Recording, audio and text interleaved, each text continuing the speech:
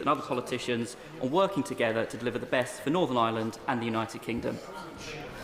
Well, I'm grateful to my honourable friend for that question. Last Thursday, I visited Foyle Port, and Foyle Port has an innovation park, and there is going to be built there a new data centre which will be able to tap into the renewable energy that is available alongside it. Now, that is a really good example of the port thinking about its economic future, how we're going to get new businesses in, drawing on the great strength that Northern Ireland has in renewable energy, and I hope we see more such developments.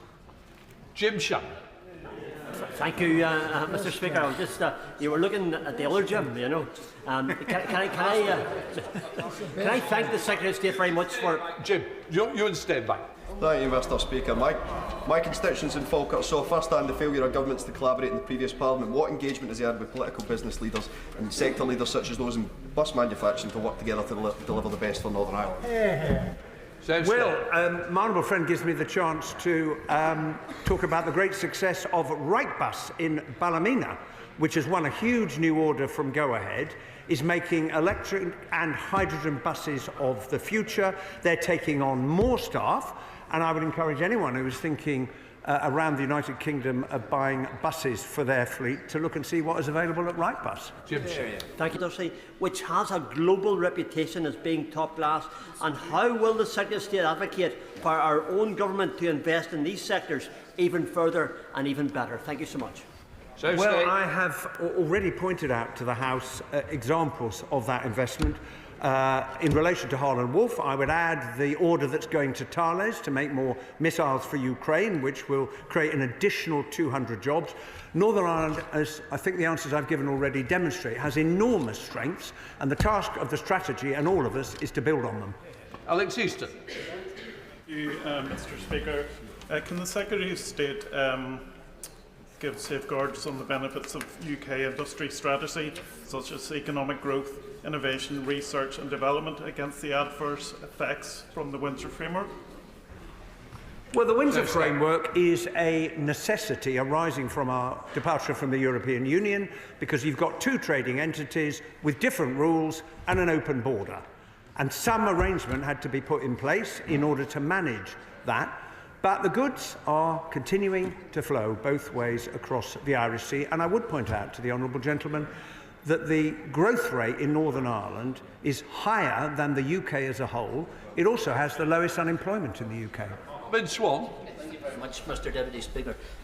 Sorry, Mr. Speaker. Apologies. That's you not being It's the last call for a while. I'll write to you later, sir. Mr. Speaker, can I ask the Secretary of State, in regards to the international trade that the member of North Down just mentioned, can I ask him what assessment has been made in regards to the UK industrial strategy, actually, and the impact of US tariffs that may come on Northern Ireland goods manufactured? Well, we will discover more later on today about the decision that we're told the US administration is about to make. Tariffs are not good for any country. They're not good for the global trading system.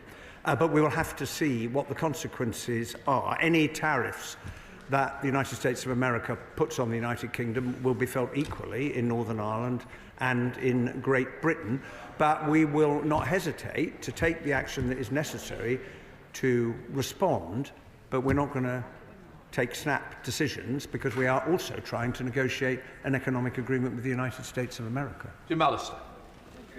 Industrial strategy would be very welcome, but isn't the reality that any assistance under an industrial strategy in Northern Ireland would be subject to EU state aid rules?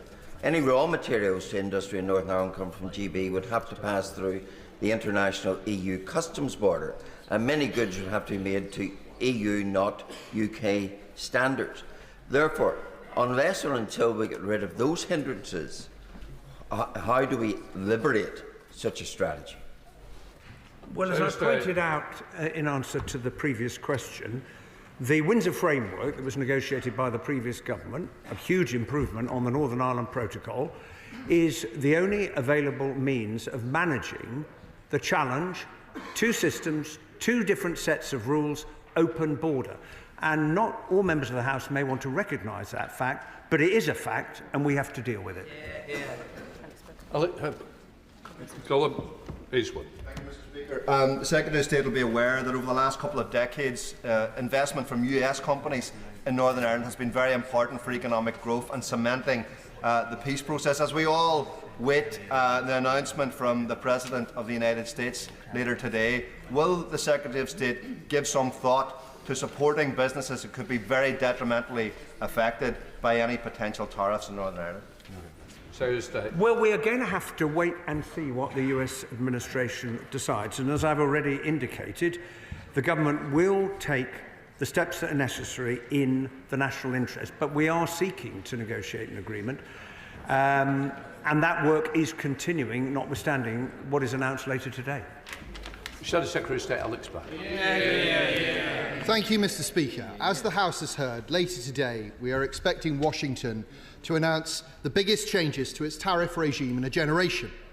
This may cause huge disruption to industry and business throughout the United Kingdom, and that disruption may be particularly felt in Northern Ireland.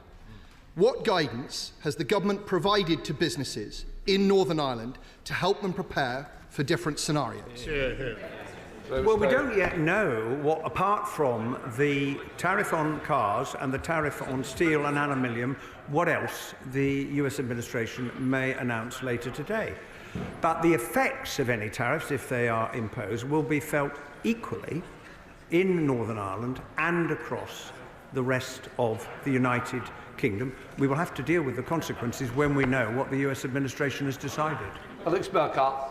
Well, I'm afraid, Mr. Speaker, that reveals that the government hasn't provided business with any information to help it prepare for the different scenarios that may be emerging. Now, as the Secretary of State will be aware, in some scenarios, Northern Ireland, because of its unique arrangements, may be particularly disadvantaged in a trade war. If that happens, will the Secretary of State confirm to the House that the government will be prepared to use Article 16 of the Windsor Framework to take unilateral safeguarding measures to protect businesses in GB and Northern Ireland? Well, in respect of tariffs that affect the whole of the United Kingdom, as I've already said to the honourable gentleman, we'll have to see what they are and take the appropriate action in response. If the EU retaliates, then there is an issue in respect of Northern Ireland, as he will be well aware, but there is the tariff reimbursement scheme, which he will be aware of, and that means that provided those businesses can demonstrate that the goods they have bought from the United States of America are not leaving the United Kingdom, then they can get that tariff reimbursed. Look back. Question 2, Mr. Speaker. Secretary of State. With permission, Mr. Speaker, I will answer questions 2 and 10 together. The government's commitment to increase defence expenditure to 2.5% of GDP from April 2027 will provide an opportunity for defence companies in Northern Ireland to secure investment and create jobs. Thank you, Mr. Speaker. Teesside has strong and enduring ties with Northern Ireland, and of course we remember the contribution that the late Mo Mowlam made and the legacy she left, but economically as well. Does my right honourable friend agree that the government's historic uplift in defence spending can deepen those ties and ensure jobs and growth across the UK? I do indeed agree with my honourable friend, because it is an opportunity for UK defence businesses, including in Northern Ireland, to take advantage of the increased defence expenditure. I've already indicated to the House Carlis and Harlan and Wolff where the government is investing in Northern Ireland already. Donna Baxter. Thank you, Mr. Speaker. The UK defence industry supports hundreds of thousands of good jobs and represents UK manufacturing at its best. Can the Secretary of State outline what the government is doing to support the defence sector in Scotland and in Northern Ireland? Well, the most important thing we're doing, Mr. Speaker, is to increase defence expenditure, which will provide the opportunities I referred to a moment ago. I would also very much welcome the step that the Ministry of Defence has taken to announce a new hub for small and medium-sized enterprises so they can have better access to the defence supply chain, and the MOD has also committed to set by July this year a target for spending on SMEs. Robinson. Mr. Speaker, the Secretary of State may recall that 2 years ago I launched a report that highlighted Northern Ireland receives 1/5 of the UK average spend in relation to defence, and that incorporates the commitment for Harland Wolff, which I worked on and greatly welcome. I welcome the announcement of £1.6 billion of a contract for Talis, but does he accept that the last government committed to a thorough and thoughtful publication of how they would support continued growth within the Northern Ireland defence sector, and will he commit similarly to do so? Well, I'm grateful to the right honourable gentleman for his question. The Ministry of Defence have agreed to deliver precisely the Safeguarding the Union commitment through their defence industrial strategy, which is going to look at how the UK's defence technological and industrial base can contribute to the government's growth mission, including in Northern Ireland. Gavin Robinson. Mr. Speaker, to the Secretary of State for that response. Today, this afternoon, this House of Commons will recognise 125 years of the Irish Guards as a British regiment, and so when we consider the capacity to arm those to defend us, should we not also continue our resolve to defend those who stand up for the values of this nation? In terms of legacy, will the Secretary of State commit to defend those who defended us? I certainly will, and those who served in Operation Banner were protecting the people of Northern Ireland and standing up for the values of our country. And we've discussed that a great deal recently, and since I last had the opportunity to address the House, he will have seen the decision that the Ministry of Defence has taken to judicially review the Clonaux inquest verdict, a decision that I support. Lyndon. Over eager, Mr. Speaker. Number 3, please. Minister. Great British Energy will operate across the whole of the United Kingdom, helping to reduce our reliance on imported gas and bring down energy bills. UK ministers and GB Energy will work with the Northern Ireland Department of the Economy to explore opportunities to increase clean energy deployment by 2030, starting with £1.6 million of funding to the Executive for sustainable energy. Lyndon. Thank you, Mr. Speaker. Abandoning the 2050 net zero target shows the Tory leader has learned nothing from her party's historic election.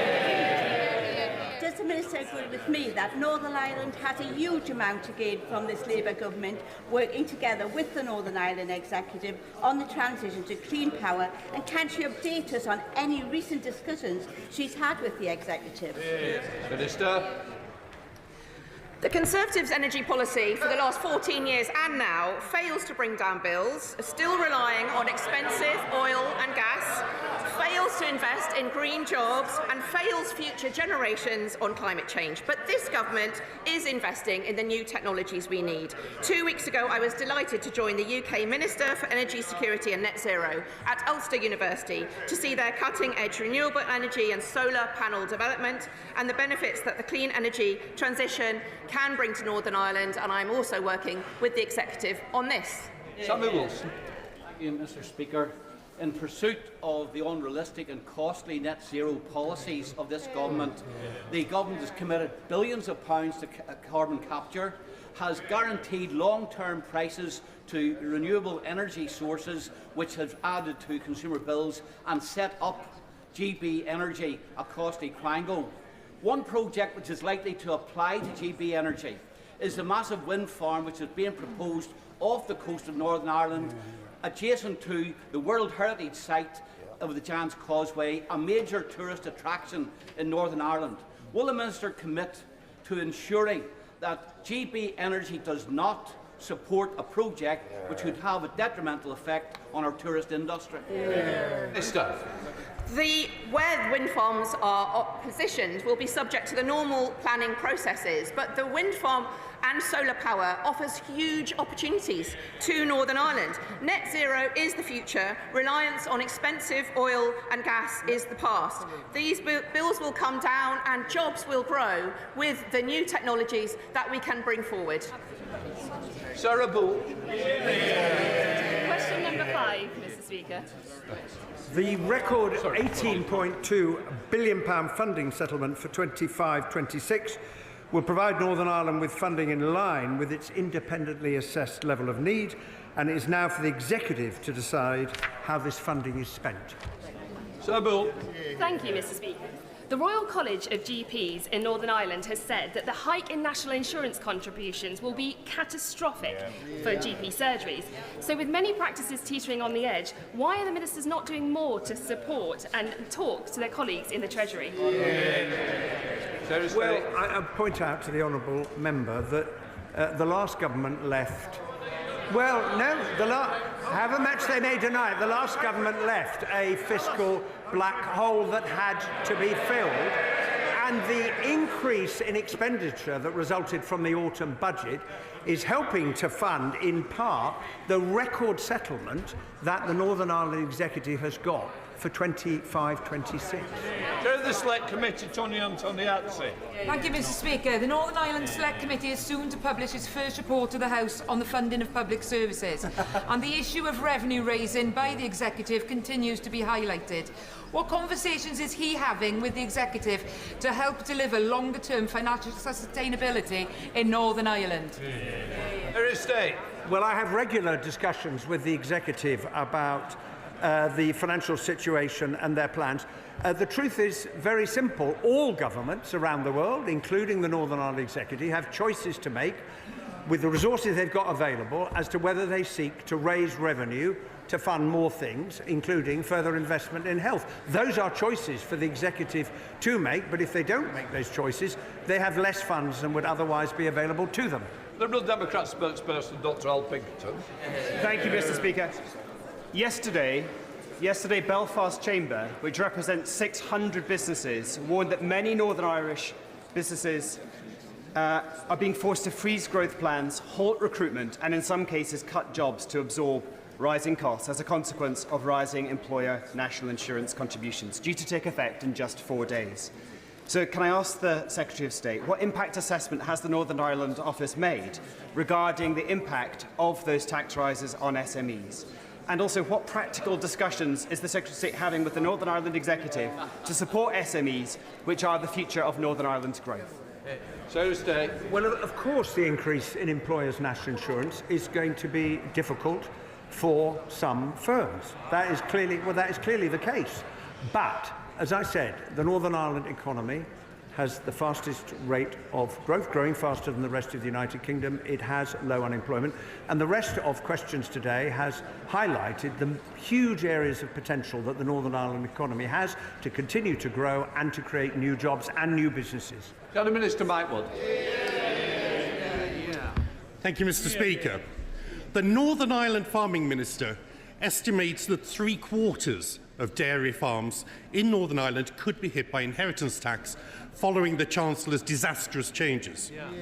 Given the particularly high cost of agricultural land compared to farming incomes in Northern Ireland, does the Secretary of State recognise that the budget is a direct threat to family farms and thousands of livelihoods across Northern Ireland? Well, I would say that the figures that the honourable gentleman just referred to do not reflect the assessment that the Treasury has made about the number of farms that will be affected, which is based on claims that were submitted in the past. I understand the concern that the farming industry has got, but the Treasury is very clear, one, that it will not hit a majority of farms, and two, we have to do something about very big landowners who buy a lot of land in order to avoid inheritance tax. Never. Jenny Riddle-Carpenter. Number 6, please, Mr. Speaker. Thank you, Mr. Speaker. Public sector reform is a priority for this government, and I very regularly meet with Northern Ireland executive ministers. I very regularly meet with Northern Ireland executive ministers, unions and public service providers. Most recently, the government and executive agreed £129 million of funding for public service transformation for health, special educational needs, justice and wastewater. Jerry Riddle-Carpenter. Thank you, Mr. Speaker. I welcome what the Minister has said about public service reform being a shared challenge. Does she agree with me that it's in the interest of patients and people in Northern Ireland and in England for the Executive and the Government to share knowledge and best practice about what works? Minister. I absolutely agree. This issue of public service transformation is not just about funding, it's about how to spend the money that the Northern Ireland Executive has got with the record £18.2 billion settlement. Health is devolved, but we work together to share best practice, expertise, as well as agreeing £61 million of funding recently for multidisciplinary teams in GP surgeries. We need jointly to create an NHS fit for the future and to work together to do that. And I'll be meeting with the Health Minister again in Northern Ireland this week. Gregory Campbell. Indeed. Mr. Speaker, any future discussions that she will have with Northern Ireland ministers about the reform of the public sector, will she ensure that it includes the need for many parts of that public sector to ensure that their employment practices and procedures result in workforces that are more broadly representative of the working age population, as the unionist community in many sectors are underrepresented and have been in the public sector for many years? Minister.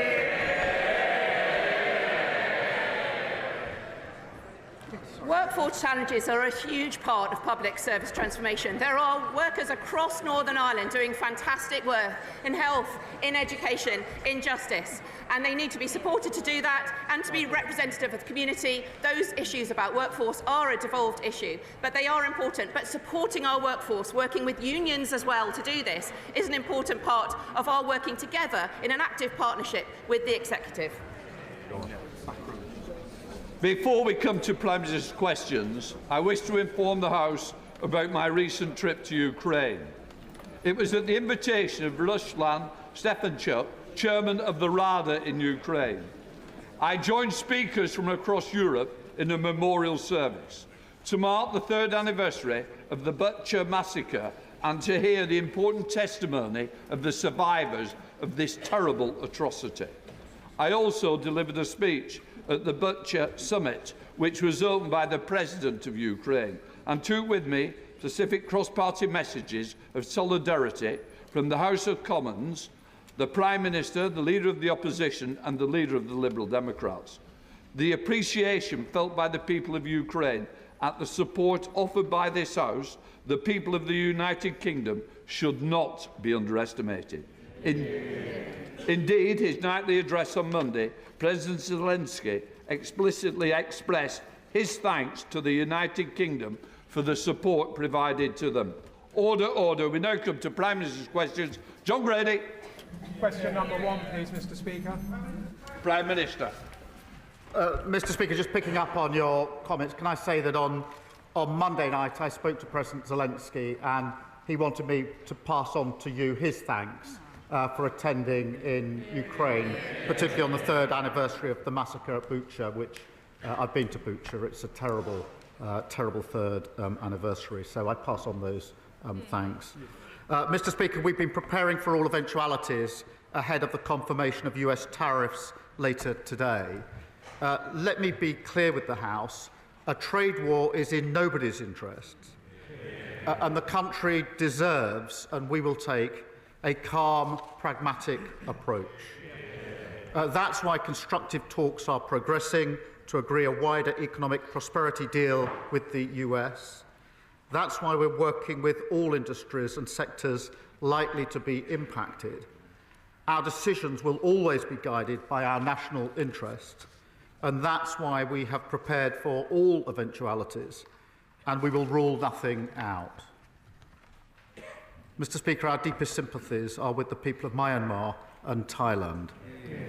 We are sending immediate life-saving support to assist their efforts. May I also extend my personal condolences to the family, friends and colleagues of Christina McKelvey. She was much loved and will be sorely missed, especially by our colleagues in the SNP here and in Scotland. Mr. Speaker, this morning I had meetings with ministerial colleagues and others. In addition to my duties in this House, I shall have further such meetings later today. John Grady. Thank you, Mr. Speaker. This week, the full state pension will rise by £472 a year, putting money in the pockets of pensioners in Glasgow and across the United Kingdom. Does the Prime Minister agree with me that this rise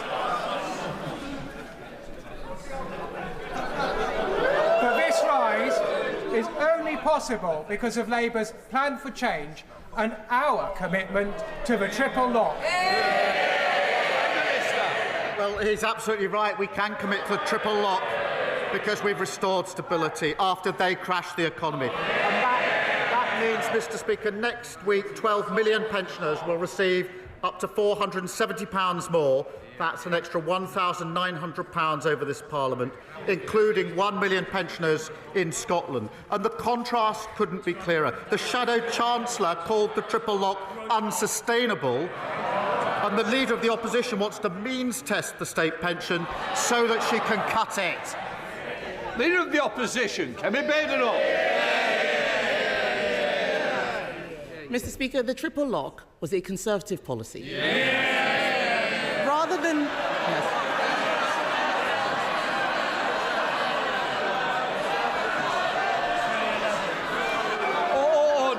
Order. I know... You was inadvertently said. Carry on, Leader. Rather than the Prime Minister congratulating himself for what we did, why don't we talk about what he's doing? From Sunday, Labour's jobs tax will mean many British businesses face a terrible choice: to cut wages, put up prices, or sack their staff. What is the Prime Minister's advice to those businesses? Well, Mr Speaker, she says the triple lock was Conservative policy. It was once thought to be the party of sound finances, but they blew all of that. Mr Speaker, she asked what we're doing. We're clearing up the mess that they left. We're dealing with global instability, and we recognise the pressures that are bearing down on businesses and individuals and working people. That's why we're rolling up our sleeves. And yesterday, Mr Speaker, I was pleased to announce the national living wage increasing by £1,400. For millions of workers. We've announced £150 for the Warm Homes discount, extended now to 6 million households. That's 1 in 5 families. And wages are going up faster than prices.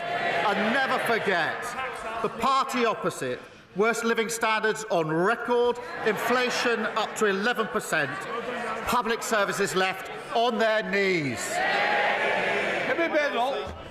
Mr Speaker, the only mess is the one that he made with his budget. They had an emergency budget last week that fixed nothing. He says he's bringing stability. All we see is fragility. During the election, the Prime Minister also promised that he would not increase taxes on working people.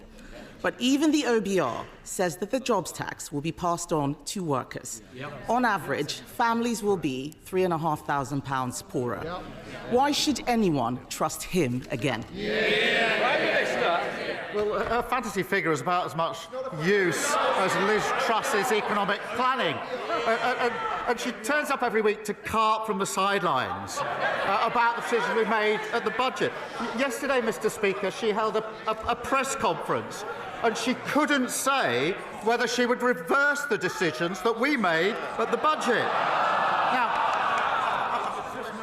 I understand, because she can't bring herself to say that she doesn't want the investment of an extra £26 billion in our NHS.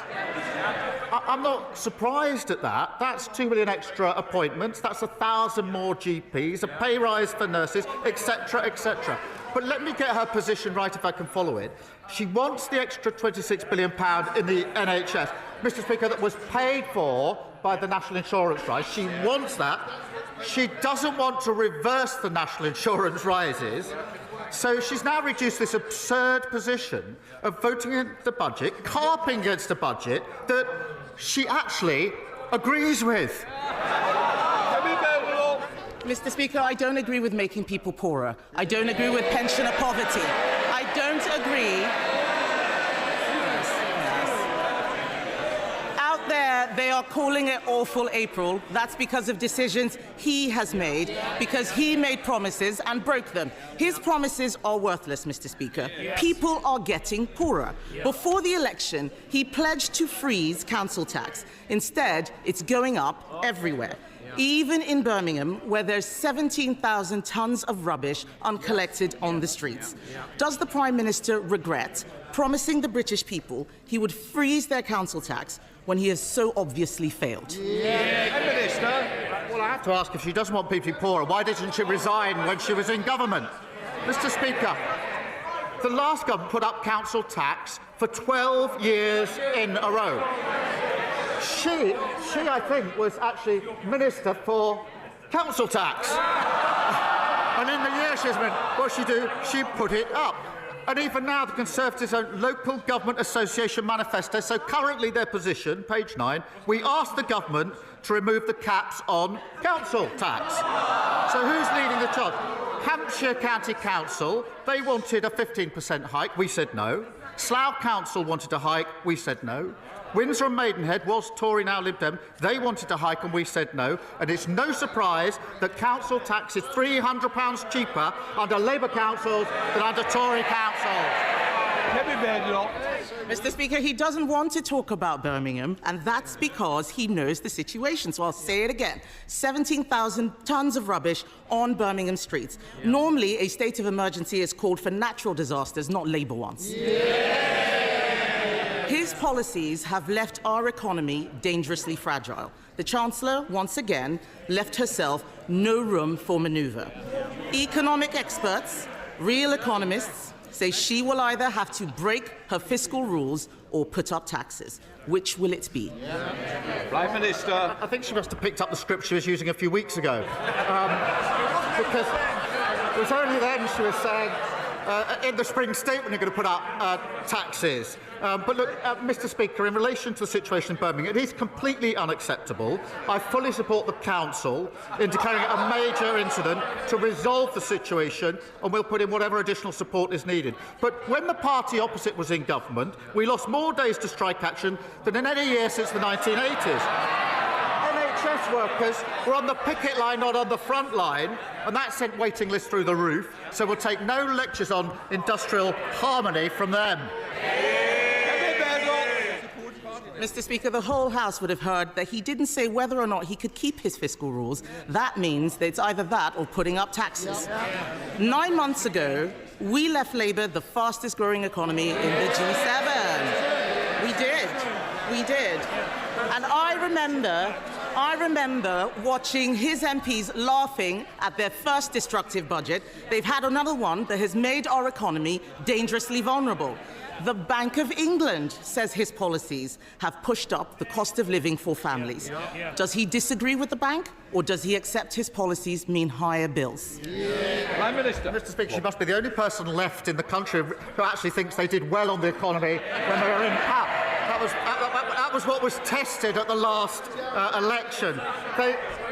Living standards the worst on record. Inflation, 11% it soared up to. The NHS on its knees.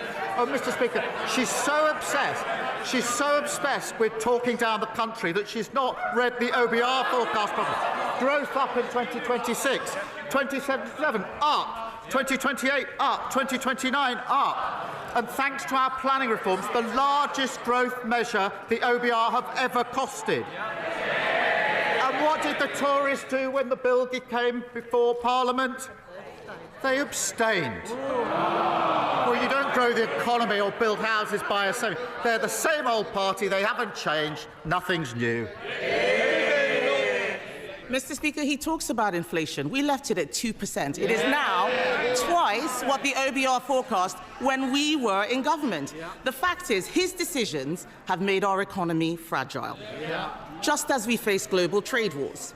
In November, I urged him to seize the draft US trade deal Conservatives negotiated.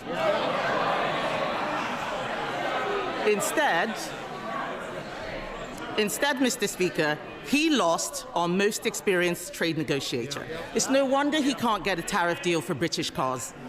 On this side of the House, we secured investments for that industry, £600 million from BMW, £2 billion from Nissan, £4 billion from Jaguar Land Rover. Labour's record is a car industry in crisis, even before tariffs. There are 25,000 more jobs now at risk. He says he's preparing for eventualities. Can the Prime Minister tell us exactly what he is doing to protect the British car industry from his failure to negotiate? We're taking a calm, pragmatic approach and keeping our feet on the ground.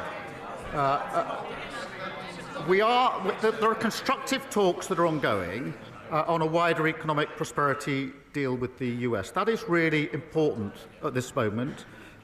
We are working with all sectors that are likely to be impacted, and we're guided by our national interest at all times. And that's why we've said we won't rule anything out. But it is important at a moment like this that we don't have knee-jerk reactions, that we are actually cool-headed about this, and that's why we won't rule anything out. But she must be. She's the Trade Secretary. She was the Trade Secretary, Mr. Speaker, who failed to get a trade deal with the US. Mr. Speaker, today the Trump administration will announce new tariffs that will hurt working people in the US and around the world. Would the Prime Minister agree with me that at a time when big tech has grown fat by corrupting our politics and preying on young people, that the wrong approach would be to pander to his bullying tactics and to tech millionaires in his imperial court by cutting the digital services tax? Can he assure the public that the poorest won't get cuts while the richest get a free ride? Prime Minister. Well, I thank her for raising this. It is an important issue, and there are issues in relation to Northern Ireland in particular that we have to deal with very carefully. We will, Mr. Speaker, always put the national interest first, and that's why I'm pleased that talks are ongoing and they're constructive talks. I do believe that a trade war is in nobody's interest, and all of the sectors and industries impacted are of the same view. So we'll continue to make that progress in the national interest. The Leader of the Liberal Democrats, Sir Ed Davey. Thank you, Mr. Speaker. Can I associate myself with the earlier remarks of the Prime Minister, particularly about Myanmar and Thailand? And can I support the aid that is going and hope that despite the budget cuts we can be as generous as possible because of the humanitarian crisis there? Mr. Speaker, the Prime Minister has shown commendable leadership over Ukraine with his plan for a military coalition of the willing against Putin. Will he now provide similar leadership with an economic coalition of the willing against Trump's tariffs for free trade so we can avoid a global trade war and a global recession? Prime Minister.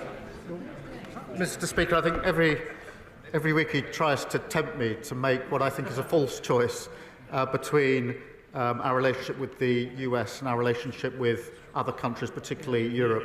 I think that's the wrong choice on defence, on security and intelligence, for reasons that we've rehearsed across this chamber. I also think it's wrong on trade and the economy. We have a good deal of trade, a balanced trade relationship with the US, and I believe that our interests are best served by calmly trying to secure a deal which is in our national interest, whilst at the same time preparing and leaving all options on the table. Sir Ed Davey. Minister's reply. I hope he is able to cut a deal, but I increasingly fear that the deal won't be good enough to avoid a global trade war. That's why I think one of the options must be to work with our European allies, our Commonwealth allies and others, because if we don't tackle Trump's tariffs, we could be saying goodbye to free trade for a generation. Mr. Speaker, if I may turn to a domestic matter now. 3 years ago, the American private equity firm KKR bought a 25% stake in Northumbrian Water. Since then, people across the North East have seen their water bills soar, whilst in last year alone, Northumbrian Water has dumped nearly 1 million tonnes of raw sewage into Durham's Whitburn Coast Conservation Area. KKR are now poised to buy into Thames Water because ministers have ruled out a special administration regime. Can the Prime Minister guarantee that Thames Water will not be allowed to repeat the same trick of putting up bills and dumping raw sewage at the same time? They allowed it, he shouldn't. Mr. Speaker, in relation to his comments at the beginning of the question, I really do think it's not sensible to say the first response should be to jump in to a trade war with the US. That cannot be the first response of the United Kingdom, and I will resist his urgings to do that. In relation to water, he's absolutely right to point out the appalling record on water of the party opposite, just like your record on everything was appalling, and that's why I'm really pleased that we passed the Water Act already to take the necessary measures, but we will go further. Deputy. Yesterday, the Work and Pension Select Committee visited Manchester, where we saw the power of devolution in action, in this case helping people find work. So with just 5 percentage points separating Labour and Conservative last time, does the Prime Minister agree that to get the maximum advantage from Labour's devolution offer, the West of England needs an ambitious Labour mayor in Helen Godwin for more jobs, to fix our buses and to get the homes we need built? I believe it's best for communities when their leaders have skin in the game. Helen Godwin grew up in Stapleton, went to college in Filton, and has a great record fighting for the community where she's raising her family. Mr. Speaker, our plan for change has delivered record funding for the West of England.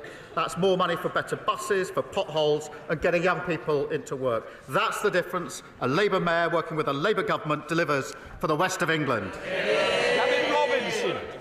Thank you, Mr. Speaker. The Prime Minister will know that many in the House will be assuaged by his suggestion that he will act in the national interest in relation to tariffs. But most won't have considered that in acting in the national interest, what occurs in Northern Ireland is no longer solely in his control.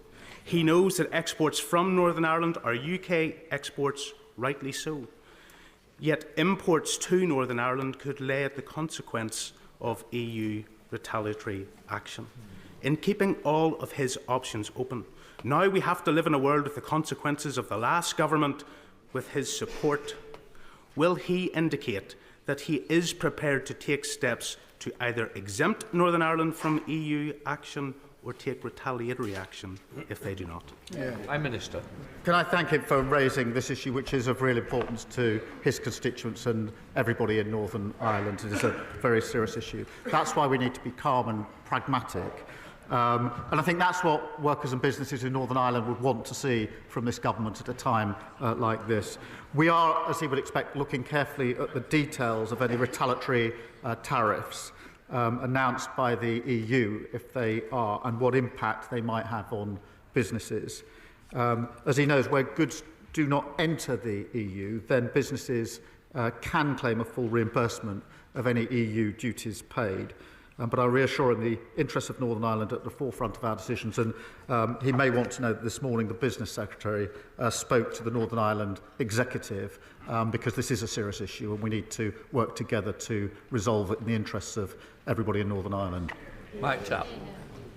Thank you, Mr. Speaker. While the last government resorted to damaging keyboard diplomacy, this government is leading, bringing 40 nations together this week to tackle illegal immigration. Like the Prime Minister, I've seen firsthand how counter-terror powers can disrupt threats before lives are lost. That same approach is essential in dismantling the smuggling networks, Mr. Speaker. Does he agree? It's time the Conservatives and Reform dropped the posturing, put national security first and backed our borders bill. Well, I mean, the party opposite tried an open borders experiment. We are now tackling illegal migration. They talked about flights, Mr. Speaker. We've already removed 24,000 people with no right to be here. Under the Rwanda scheme, which was only ever supposed to return, I think, 300 people a year, what we've achieved in 9 months would have taken them 80 years. We've replaced a gimmick with a real deterrent. Tim Farrell. Thank you, Mr. Speaker. The Prime Minister has spoken very movingly and with genuine sincerity and affection about his time as a young man in the Langdale Valley and the Lake District in my constituency and how that helped to shape him.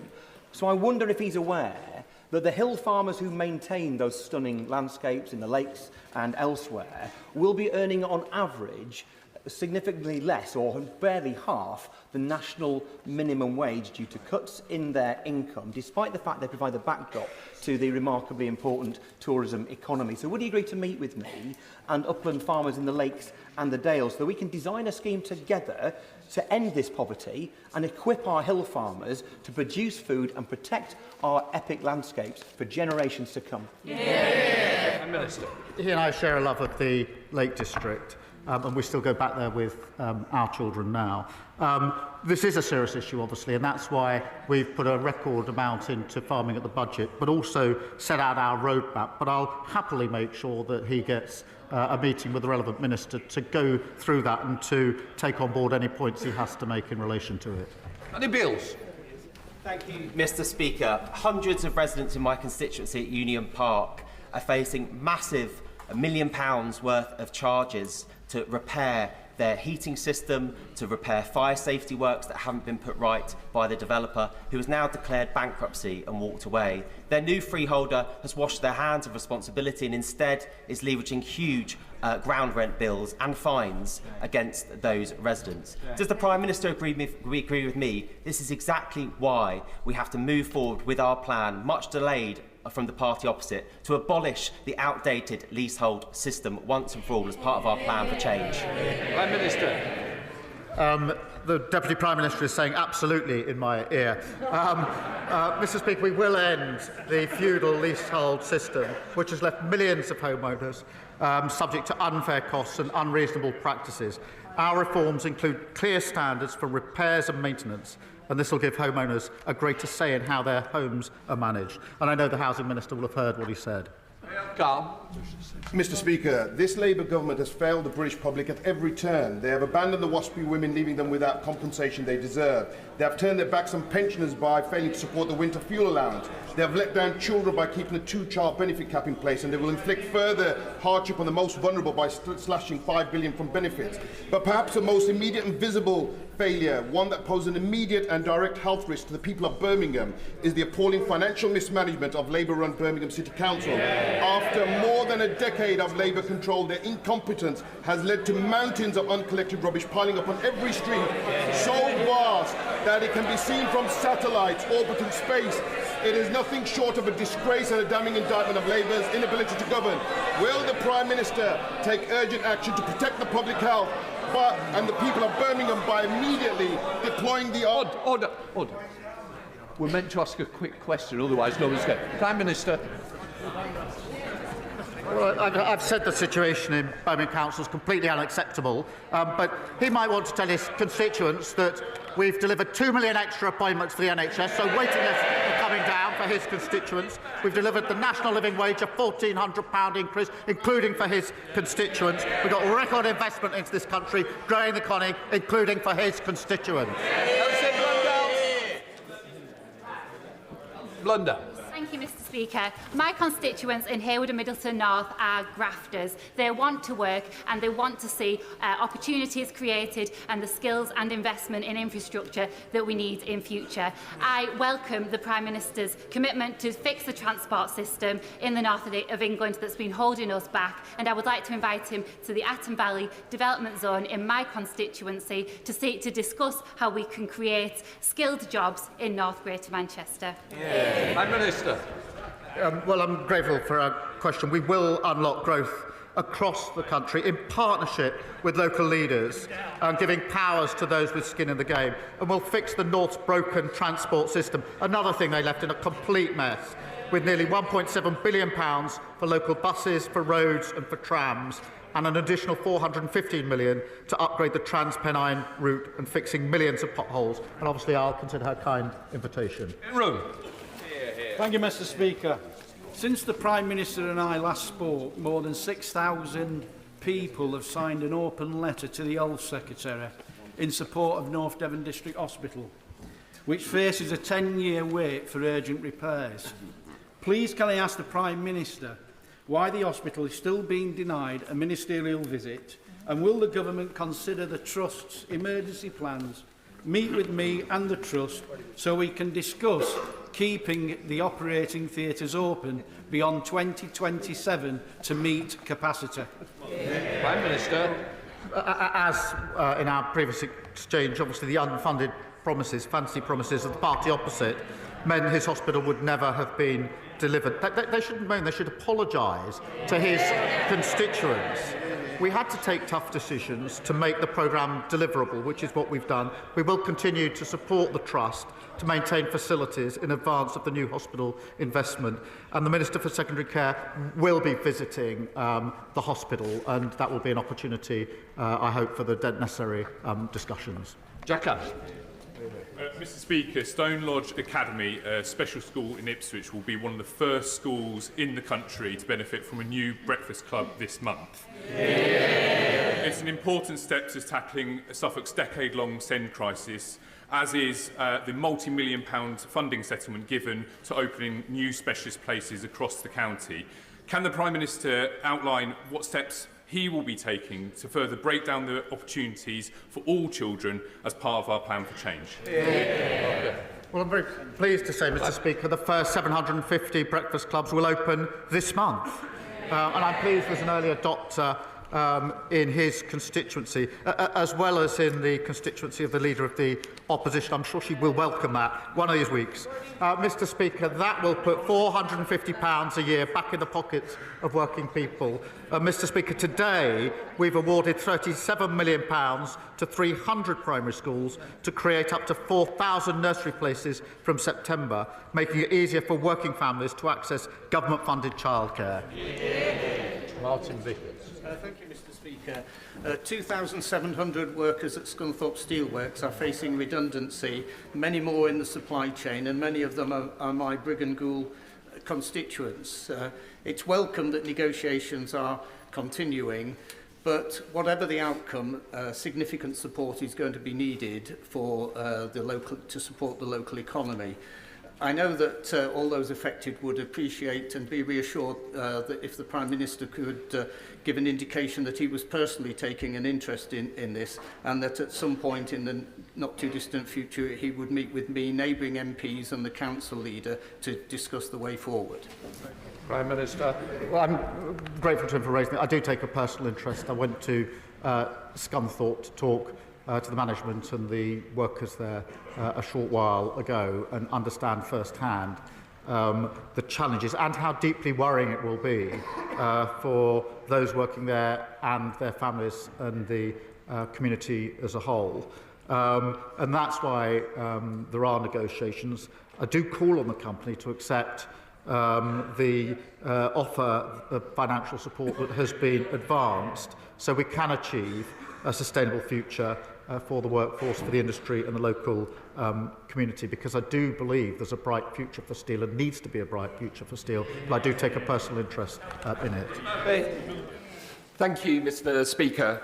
Too many of my constituents are struggling to get access to a GP appointment when they need one. Our GPs are trying their best, but they're struggling with capacity, outdated buildings and outdated tech, all because the party opposite broke the front door to the National Health Service. Can the Prime Minister reassure my constituents that our plan for investment and reform will ensure they will be able to see a GP when they need one? Mr Speaker, we are focused on delivering real results for patients by scrapping unnecessary targets, bringing back the family doctor and requiring online bookings to help the 8 a.m. scramble. We're investing an additional £889 million to reinforce the front door of our NHS, and that's the biggest increase for over a decade, and that mean hundreds more GPs since we came to power. And this week we've announced record investment for community pharmacies to deliver more services for patients and free up GP time.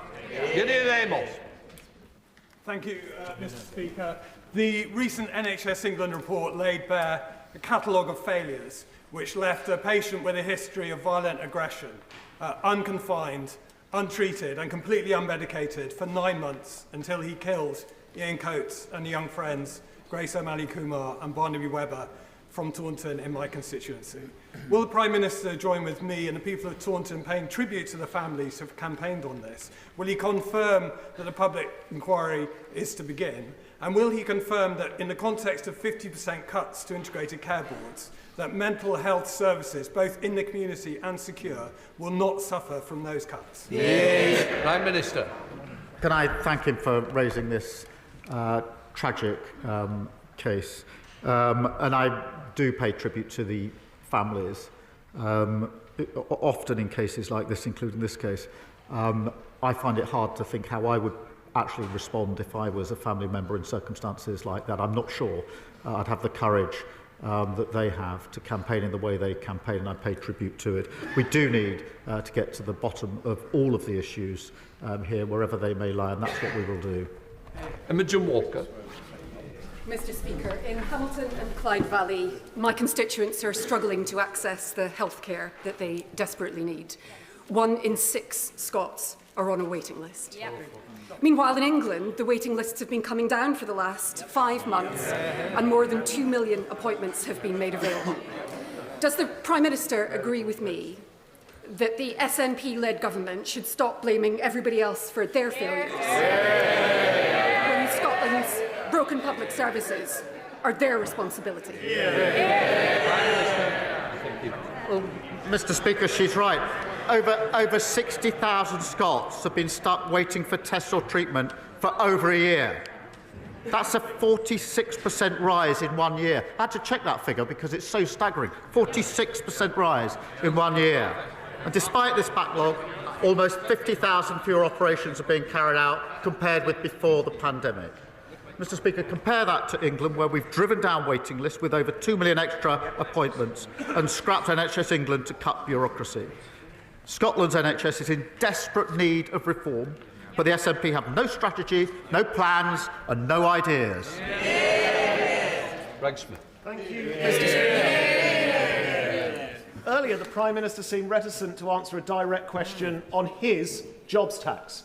So, next time he comes to my constituency to enjoy the beautiful Buckinghamshire surroundings of Chequers, will he go 5 minutes up the road to Wendover, visit Rumsey's handmade chocolate, and explain to Kate Rumsey why his and his Chancellor's choices have led to a 15% increase in their costs, that they've already had to lay people off and reduce the hours of those that they still employ? Is that what he meant by growth? I'm happy to tell anyone why. £22 billion black hole left in the last week. They've crashed the economy. They've ruined our public services. And as we mend that and rebuild the country, they carp from the sidelines. And even now, they can't bring themselves to say they don't want the investment. They can't bring them to say they'll reverse the decisions we've made. They actually agree with the decisions we've made because we're clearing up the mess that they left. Mr Speaker, 1 year ago yesterday, my constituent James Henderson was killed with other aid workers from World Central Kitchen, taking humanitarian aid into Gaza. Jim's family have told me Jim would want confirmation from our government that we're taking all conceivable steps to make sure that aid, power and supplies are safely returned to Gaza. Could the PM confirm he's doing all he can to ensure this? And could the Prime Minister also confirm he will continue to push for a full investigation to be completed into the deaths of Jim and the other British WCK workers, and for appropriate action to be taken? Prime Minister. Well, I thank you for raising this appalling incident, and our thoughts remain with the families of Jim, of John Chapman and James Kirby. The attacks on aid workers, Mr Speaker, are never justified. The families do deserve justice. We're pressing the Israeli government to accelerate their investigation, including whether criminal proceedings should be initiated. Can I also say Israel must stop blocking aid into Gaza. Hostages must be released, and we have to have an urgent resumption of the ceasefire. Final question, Alberta Costa. Thank you, Mr Speaker. Double child rapist and murderer Colin Pitchfork is up for parole for the 5th time. Now, I know the Prime Minister doesn't have any direct control, nor should he, over the parole board, but he does have a view. As I've asked all his predecessors, I now put the question to him.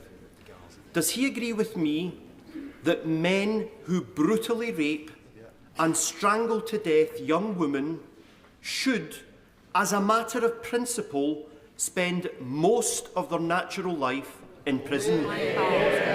Prime Minister. I'm grateful to him for raising this appalling case, and I absolutely agree with him that there must be maximum penalties for anyone falling into that category.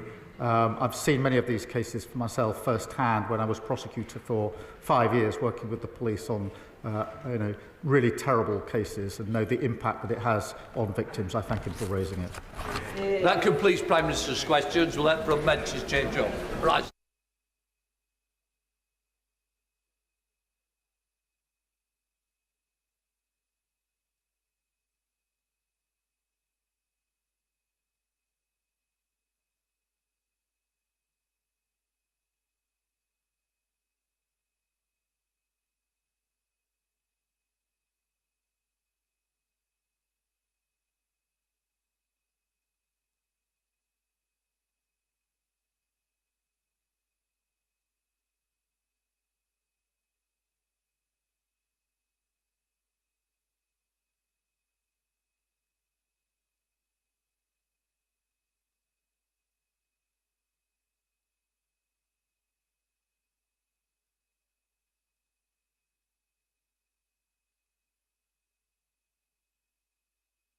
Right, let us come to the urgent question. Dame Priti Patel. Thank you, Mr. Speaker. To ask the Secretary of State for Foreign, Commonwealth and Development Affairs if he'd make a statement on the status of the negotiations surrounding the future sovereignty of the British Indian Ocean Territory. Minister. Well, thank you, Mr. Speaker, and thank the Right Honourable Lady for her question. As we and Mauritius have repeatedly said, including in joint statements on the 20th of December and on the 13th of January, both sides remain committed to concluding a deal on the future of the Chagos Archipelago, which protects the long-term effective operation of the joint UK-US base on Diego Garcia. We are now working with Mauritius to finalise the agreement, and while it is in everybody's interest to progress the deal quickly, we have never put an exact date on it, and we do not intend to do so now. Following signature, Mr. Speaker, the Government will bring forward a bill to enable implementation of the treaty, and Parliament will of course also have the opportunity to scrutinise the treaty in the usual way before ratification. Can I repeat, Mr. Speaker? The Government inherited a situation where the long-term future of the military base was under threat. This deal is rooted in a rational and hard-headed determination to protect UK security and that of our allies. It will protect the base on Diego Garcia and cement UK and US presence in the Indo-Pacific for generations to come.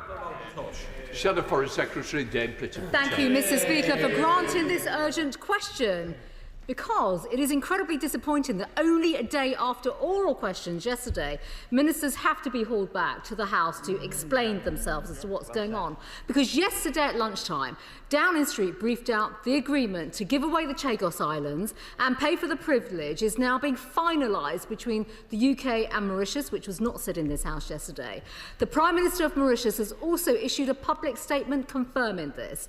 Despite being interrogated on this botched deal yesterday in this chambers, ministers gave no indication of this very significant and material development. And we are still completely in the dark about the fundamental questions of this enormous importance.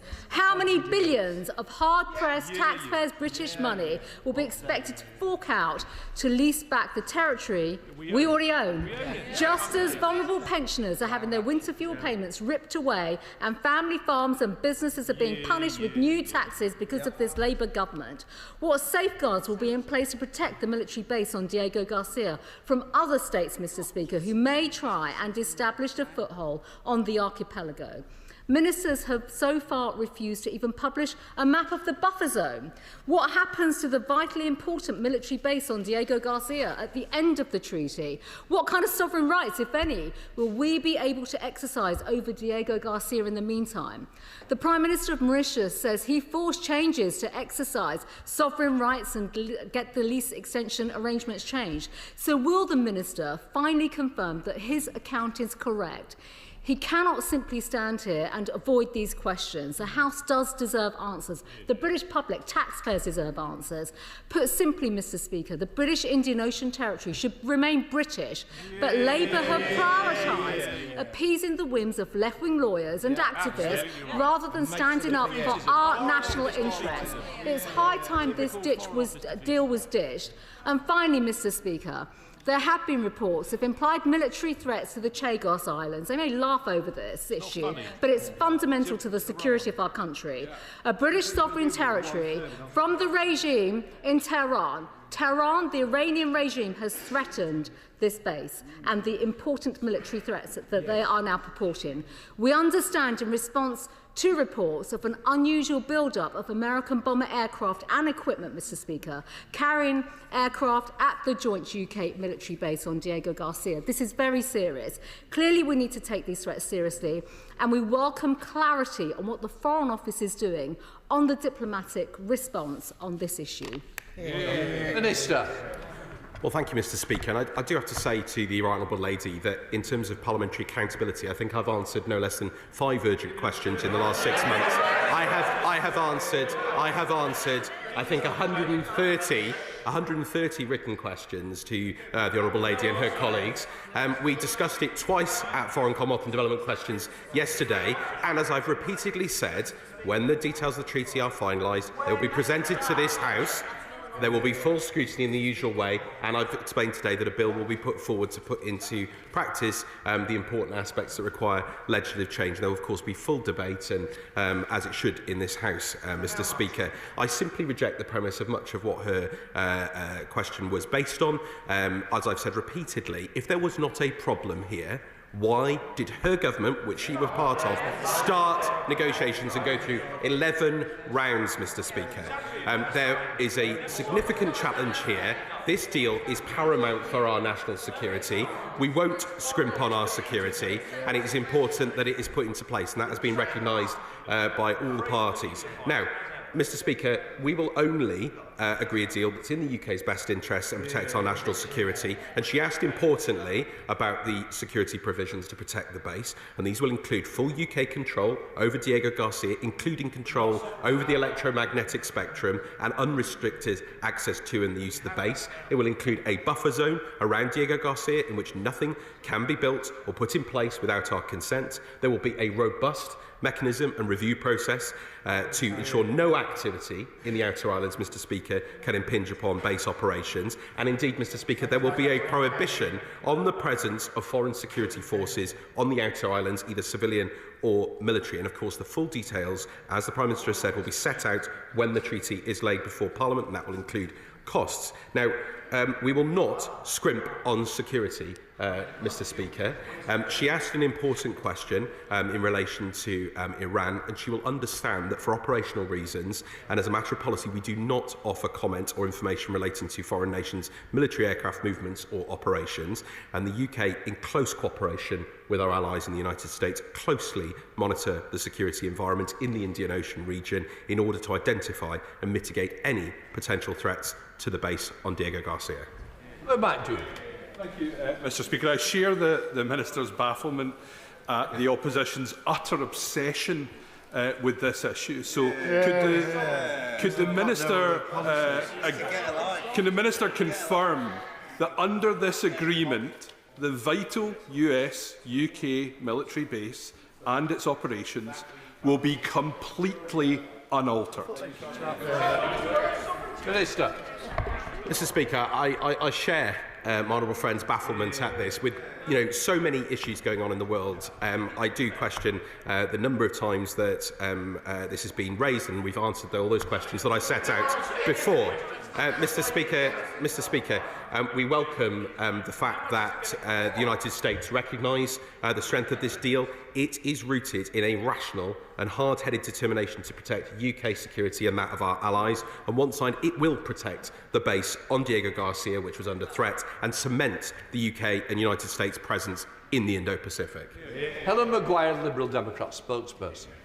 Thank you, Mr. Speaker. Following yesterday's intervention by President Trump, it appears that the White House has the final say over the future of sovereign British territory. Meanwhile, the Chagossians continue to be ignored. The process of securing this deal has been shambolic. Chagossians have been denied their right to a say, and it's shameful how they have been treated. Will the Minister confirm whether there are any plans to ensure the Chagossians are finally included in discussions at this 11th hour in the negotiations?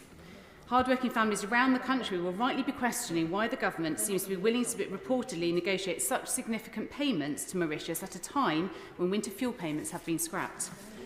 The confected consternation of the Conservatives is also amusing.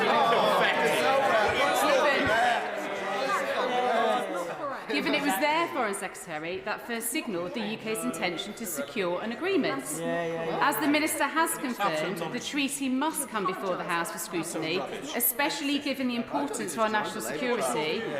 Can the Minister confirm when this will happen and that this House will have a vote on any final deal? Minister. Well, Mr. Speaker, it was absolutely right, as I've said on many occasions, that the new United States administration had a chance to consider this, and we welcome the fact that the United States recognise the strength of the deal, and you've heard the comments that have been made, and that's because it will fundamentally protect UK and US security interests. And I do have to remind the Honourable Lady that, of course, we have legal obligations with the United States in relation to the operation of that base, and it was only right that they were consulted and their full engagement in this process. She asks about the Chagosians. We deeply regret, as I've said many times, Mr. Speaker, the way Chagosians were removed from the islands, but the negotiations were between the UK and Mauritius, with our priority being to secure the full operation of the base on Diego Garcia. However, we have worked hard to ensure this agreement reflects the importance of the islands to Chagosians. I've set out on a number of times in this House the mechanisms and the systems that will be in place to do that. And I think it's really important, Mr. Speaker, to respect the many different views within the Chagosian community. There is not one settled view. For example, the Chagos Refugees Group, one of the largest Chagosian groups, has in fact welcomed the agreement. Ballinger. Can the Minister confirm that the confirmation of the legal status of the base at Diego Garcia will strengthen our influence in the Asia-Pacific and put us in a strong position to counter the influence of China? Well said, Alex. Mr. Speaker, I absolutely can. Our national security and that of our allies has been the heart of this agreement. There was a significant problem. The former government knew that. That's why they started negotiating over this. We have completed the deal with the full involvement of the United States and indeed consideration of all of the important measures to keep that base safe, which I've set out on many occasions. Ian Duncan-Smith. Mr. Speaker, I'm going to say to the Minister, who he knows I have regard for, that when he says he's appeared many times with the information, he's actually come to the dispatch box. That has nothing to do with giving us information. It means he was dragged here. He knows that. So the question I really want to ask, which is the number one question, which is not in some of the detail that he gave out today, how much will taxpayers pay for this settlement, and out of which budget will it come? Is there a guarantee, and at no stage will it come from the defence budget increase? Well, as I said yesterday, Mr. Speaker, a financial element over 99 years was crucial to protect the operation of such a vital base. We won't scrimp on our security, and once the treaty is signed, it will be put before the House for scrutiny before ratification in the usual way, and this will include costs. And he asks about where budgets are coming from. The terms of the treaty and the associated funding arrangements are still being finalised, and financial obligations, including departmental budgetary responsibilities, will of course be managed responsibly within the government's fiscal framework. Mr. Speaker, does the Minister agree with me that it's vital the UK government fulfils its obligations under international law? And does he recognise that the January 2021 binding judgment of the International Tribunal for the Law of the Sea, handed down under the Conservative government, found the UK's current administration, and I quote, constitutes a wrongful act and must be brought to an end as rapidly as possible?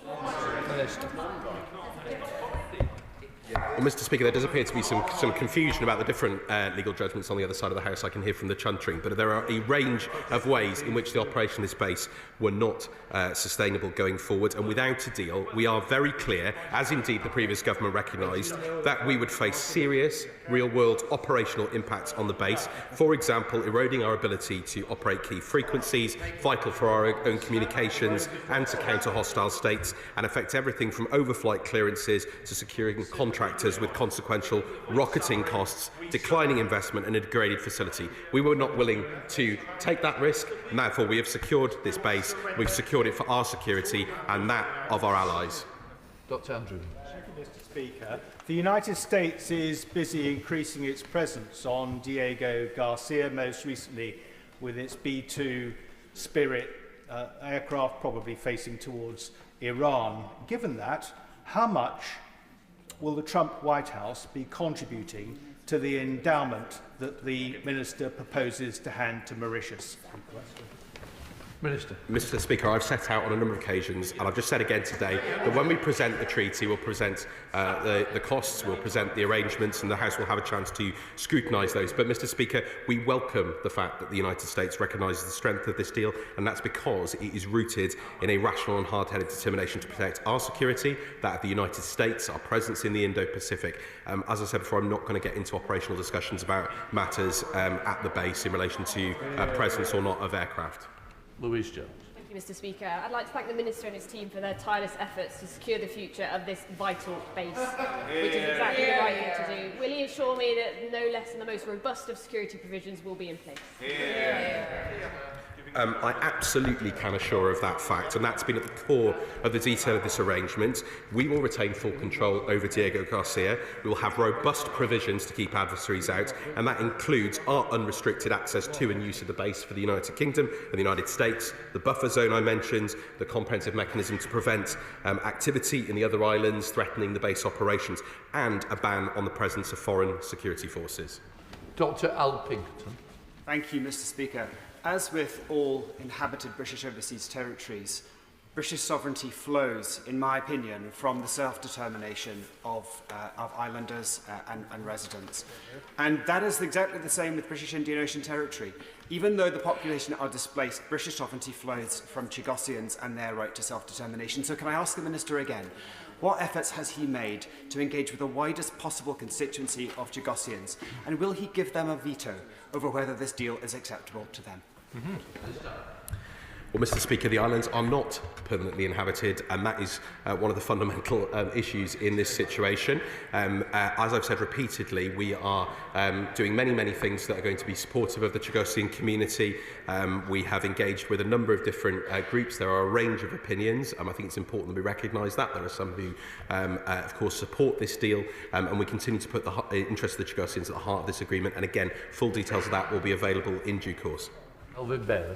Thank you, Mr. Speaker. Yet again, the opposition is attempting to sow division between the UK and its allies, and indeed share our allies' sensitive operational information.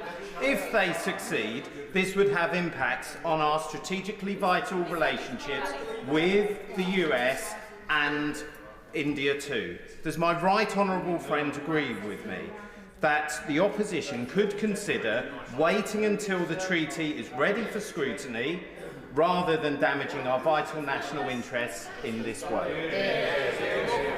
Well, I completely agree, and I think some of the speculation has been hugely unhelpful. We are hugely grateful, Mr. Speaker, for the close cooperation between the United Kingdom and the United States throughout the negotiations, and to the administration for their extensive and detailed engagement, which has helped us make progress on this deal. And as he rightly points out, this agreement has also been welcomed by other important partners, including India. And China, of course, has not welcomed it because it knows that it would strengthen the United Kingdom and United States' presence in the region. Sarah Bond. Thank you, Mr. Speaker. Today marks the 43rd anniversary of the start of the Falkland Wars, another key overseas territory. But given the benches opposite keep referring to the non-binding advisory judgment as the basis for the Chagos deals, if the Argentinians were to seek a similar judgment against the Falklands, would you seek control? Would he seek control? Indeed, good question. Mr. Speaker, I do have to say, as I've said on a number of occasions in this House, I think that attempt to make a false comparison is extremely unhelpful. It's extremely unhelpful and would not be welcomed by the residents of the Falkland Islands. I can absolutely assure her that our support for the sovereignty and territorial integrity of the Falkland Islands is absolute, ironclad, and I have made that clear on many occasions, as has the Minister for the Armed Forces and the government as a whole. The Martin. Thank you, Mr. Speaker. Can the Minister confirm once again that any agreement made will return to this House for scrutiny?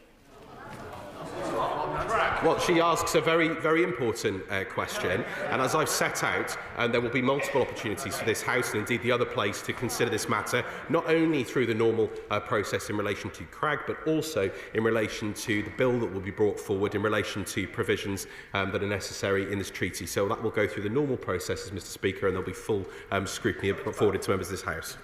Graham Stewart. Mr. Speaker, the President of the United States, the Vice President of the United States, have made clear their detestation of freeloading by countries on defence and security matters. So we're not asking for the detail, We're not even asking for the quantum. But we do deserve to know in this House today, has the government asked the US to contribute to the base which is so vital to them at Diego Garcia? Yes or no? Mr. Speaker, as I said on a number of occasions, we welcome the US endorsement of the deal as well as the strength of the deal. And we are grateful for the close cooperation we've had between the United Kingdom and the United States, and the full details will be provided when the treaty is presented to the House. Sam Rush. Thank you, Mr. Speaker. Can I thank both my gallant friends on this side for their questions a moment ago. Could the Minister confirm that this agreement will close potentially dangerous routes for irregular migration? And is that possibly one of the reasons why the party opposite opened the negotiations and presided over 10 rounds of negotiations on this?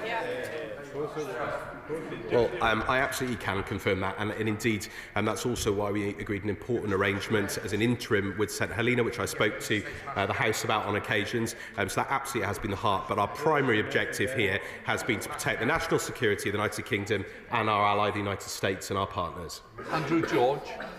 Speaker, further to the questions of the honourable member for Westbury and indeed Beverley and Holderness, and the question I asked the Minister last time we raised this issue in the House, he is well aware that what we're primarily talking about is primarily a US base in this case. And surely he can at least tell the House today that conversations have been held with the US, that they fully understand that a compensatory package will be made, and that the question of whose contribution is primarily is made up in terms of making that compensatory package, and that is made clear to the House today, please. Mr. Speaker, I refer to the answer I gave a moment ago. We are absolutely clear that the United States recognise the strength of this deal. We've had excellent cooperation with them throughout, and the full details will be provided in due course. Robertson. Thank you, Mr. Speaker. Not only is the government preparing to give away sovereign British territory, it's preparing to pay for the privilege of doing so by handing over billions to Mauritius. Now, the Minister can't say where the money's coming from, but can he at least agree with me it would be better spent restoring the winter fuel payment to pensioners in need, and it would be better spent relieving social care, hospices and charity from their national insurance increases here in the UK rather than being handed over to Mauritius? Well, quite frankly, Mr. Speaker, he negates, of course, to mention the absolute shocking mess that his former government left us to inherit. And I have been very clear in this House on many occasions, we will not scrimp when it comes to the national security of this country, whether it's in relation to Diego Garcia, whether it's related to investment in defence and our armed forces. That is exactly what my honourable friend has been setting out, and the Defence Secretary, in terms of our wider defence spending, and it is exactly what we are doing in this deal, is to protect our national security and defence and that of our ally, the United States. Neil Chesterhead. Thank you very much, Mr. Speaker. And the Minister will have heard the feelings of the House. So can he provide the specific guarantees that the Foreign Secretary has secured in relation to preventing hostile states such as China from increasing their influence in the Chagos Islands, whilst we as a nation are still paying for them? Well, he has asked an important question. I've answered it a number of times, but just to reiterate, there will be robust security provisions in that regard, and that's why China has not welcomed this deal. We will have full UK control with the United States over Diego Garcia. We will have a buffer zone around Diego Garcia. We will have a robust mechanism to ensure no activity in the outer islands can impinge on the base operations, and crucially, a prohibition on the presence of foreign security forces on the outer islands, either civilian or military. Jerome Mayo. What a disgrace this shabby Chagos deal is turning out to be. Labour can't even give away our national security. They're going to pay billions of pounds to Mauritius for the pleasure of it.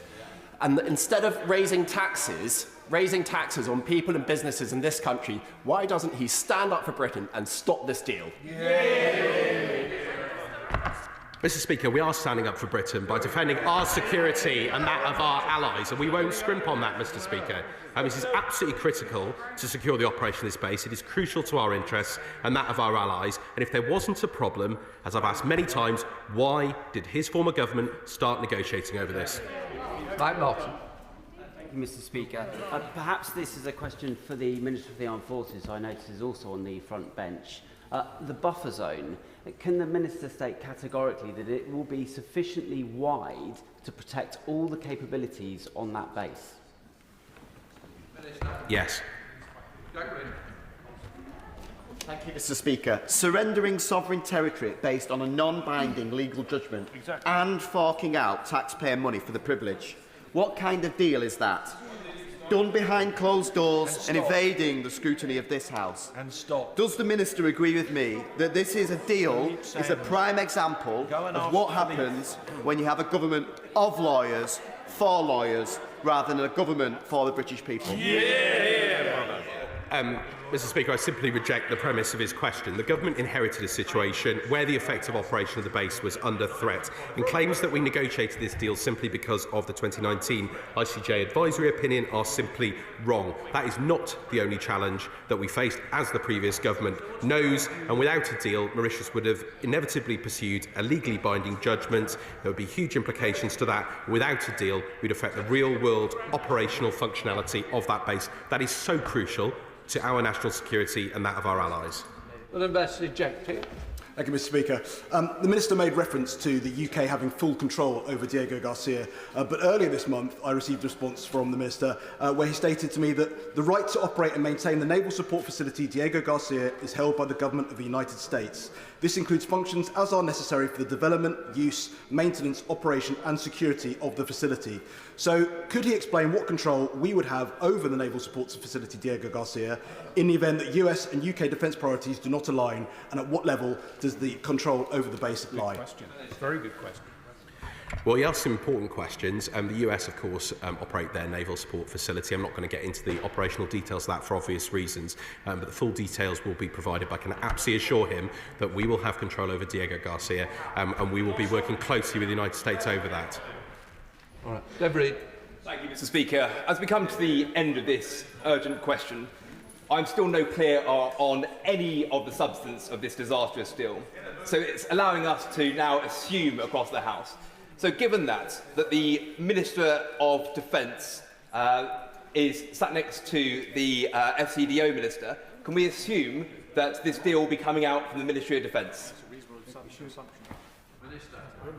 Well, naturally, the Foreign Office and the Ministry of Defence work closely together on this matter, and indeed all across government. But I've been very, very clear that the terms of the treaty and the associated funding arrangements are still being finalised, and the responsibilities will be managed responsibility within the government's fiscal framework. But in terms of understanding the reasons for this deal and why it's necessary, I perhaps suggest that he asks some of his former ministerial colleagues on the other side. Jim Shannon. Thank you, Mr. Speaker. The Minister is an incredibly honourable man. He's much liked in this House, so I have to say this with all gentleness, if I can, if he doesn't mind that. My constituents are saying to me that the deal with the Indian Ocean Territory is overwhelming, and the cost factor is something that they can't quite understand, and neither can I. So does the Minister understand why pensioners in my Strangford constituency and across this great United Kingdom of Great Britain and Northern Ireland are wondering why at a time of the reduction of help and aid, government is handing sovereignty of land over and then renting the land back at a price to the public purse? And will the Minister outline where will the money come from when it has been decided that pensioners and ill people and PIPs can't have the support they deserve due to the lack of money within government? Thank you. Thank you, Mr. Speaker. I know the honourable gentleman asked this question with sincerity, and he is much liked in this place too. And what I would suggest that he says to his constituents is to make clear that a financial element to this deal was, of course, crucial to protect the operation. That's crucial for the security of his citizens in Strangford. It's crucial for the citizens of the United Kingdom. It's crucial for the United States and our interests overseas. Some of the figures that have been being quoted in the media are simply inaccurate. And of course, this is over a 99-year period. We won't scrimp when it comes to our security. It's important we invest in it. That's exactly what this government is doing. Okay. Mr. Speaker. Is it relevant to the questions we just had? Point of order, Amanda Martin. It's linked to the Liberal Democrat spokesperson's comments. Am I able to say? In her overview and questioning of the Minister, the Liberal Democrat spokesperson noted the winter fuel payment had been scrapped. Mr Speaker, this is simply not true. The winter fuel payment has not been scrapped. It has been mean-tested, and to say otherwise is misleading. Mr Speaker, it's similar to when the coalition Liberal Democrat Tory government means-tested child benefits. Order. I think we've got the gist of it. It's a point of clarification rather than a point of order, and you put it on the record. Right. Let's just move on. OK, we now come to the next urgent question. Keir Starmer. Keir Starmer. Thank you, Mr Speaker. I would like to ask the Foreign Secretary to make a statement about the Israeli government's announcement that it is expanding its military operation in Gaza. Minister. Mr Speaker, we are deeply concerned about the resumption of hostilities in Gaza. The UK does not support an expansion of Israel's military operations. Continued fighting and more bloodshed is in nobody's interest. All parties, including Israel, must observe international humanitarian law. We urge all parties to return to dialogue and ceasefire negotiations, ensuring the return of all who have endured unimaginable suffering. It is clear that this conflict cannot be won by bombs and bullets, but by diplomacy. Aid should never be used as a political tool.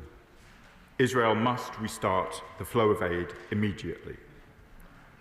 Blocking goods supplies and power entering Gaza risks breaching international humanitarian law, and it should not be happening. We're doing everything we can to alleviate that situation. Gaza is also the most dangerous place in the world to be an aid worker. Over 400 aid workers have been killed since the start of the conflict. Despite renewed fighting, the United Nations and humanitarian organisations must be able to deliver their vital work. A year on from the appalling attack on the World Central Kitchen aid workers, lessons have not been learned. We're appalled at recent attacks on aid workers, including on a UNOPS guest house and the killing of at least 8 Palestinian Red Crescent medics. Our thoughts are with the victims and their families. Those responsible must be held accountable. The government of Israel must urgently ensure that there are effective deconfliction mechanisms in place to enable agencies to deliver their impartial mandates safely. On 28th of March, the UK and France called an urgent UN Security Council meeting to discuss the risks facing humanitarian aid workers in Gaza. Since the hostilities resumed, the Foreign Secretary has spoken to Secretary Rubio, Special Envoy Steve Witkoff, Israeli Foreign Minister Gideon Saar, Israeli Minister for Strategic Affairs Ron Dermer, EU High Representative Callas, and the UN Emergency Relief Coordinator Tom Fletcher. A return to a ceasefire is the only way we will bring this conflict to an end and return to negotiations for a lasting peace in the region. That is the only way to deliver the two-state solution we all want to see. Both Israelis and Palestinians have the right to live in peace and security. Thank you, Mr. Speaker. The Israeli government's brutal decision to expand its military operations in Gaza is not security. It is domination and erasure. It comes on top of 18 months of collective punishment, including, since the 2nd of March, the longest aid blockade since the war began. I welcome the confirmation from the Minister that the UK does not support the Israeli government's expanded military operation in Gaza. Will the Minister now finally name what is happening as genocide and undertake a structural investigation into genocide and other crimes under international law committed in Israel and the occupied Palestinian territories? And to ensure that the UK is not complicit with Israel's ongoing genocide, illegal occupation and system of apartheid, will he immediately suspend the direct and indirect supply, sale or transfer, including transit and transshipment, to Israel of all weapons, munitions and other military and security equipment? Will he immediately suspend the provision of training and other military and security assistance and recognise that otherwise there is a clear risk of contributing to the commission of serious violations of international humanitarian law, international human rights law, including crimes under international law? The UK, as the Minister mentioned, is a significant provider of humanitarian aid to the region, so can he tell us what assessment he's made of the impact of today's reports on the humanitarian crisis? And although the Minister touched on this slightly, given the UK's level of influence with Israeli authorities, could he confirm that he will use his position to actively oppose current and planned attempts by Israel to establish a permanent military presence in Gaza, and to oppose moves to alter Gaza's borders and demographic makeup, to shrink its territory, including through any expanded buffer zones and construction of permanent checkpoints? Lastly, thank you, Mr. Speaker. Mr. Speaker, the Honourable Lady asks important questions. As I've said to this House on a number of occasions, determinations of breaches of serious international law are for competent courts, and we support those courts in their work. She raises a series of questions. On weapons, I want to be clear, we continue to stand by the assessments that we made soberly in September and the suspensions of licences that involved. She asked about the UK's view on a permanent presence in Gaza. We remain clearly of the view, and I'm happy to restate our policy now.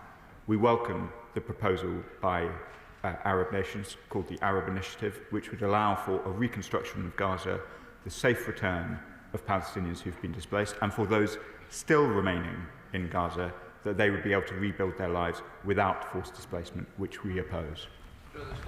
Emily Thornbury. Thank you very much, Mr. Speaker. We've had several urgent statements and questions on Gaza over the last few months. Each time I've come to the chamber and I've asked the government, what is Plan B? What is Plan B when Israel ends the ceasefire, which is what has happened? What is Plan B when Israel's far-right government chooses its survival over the lives of the remaining hostages, which is what seems to have happened?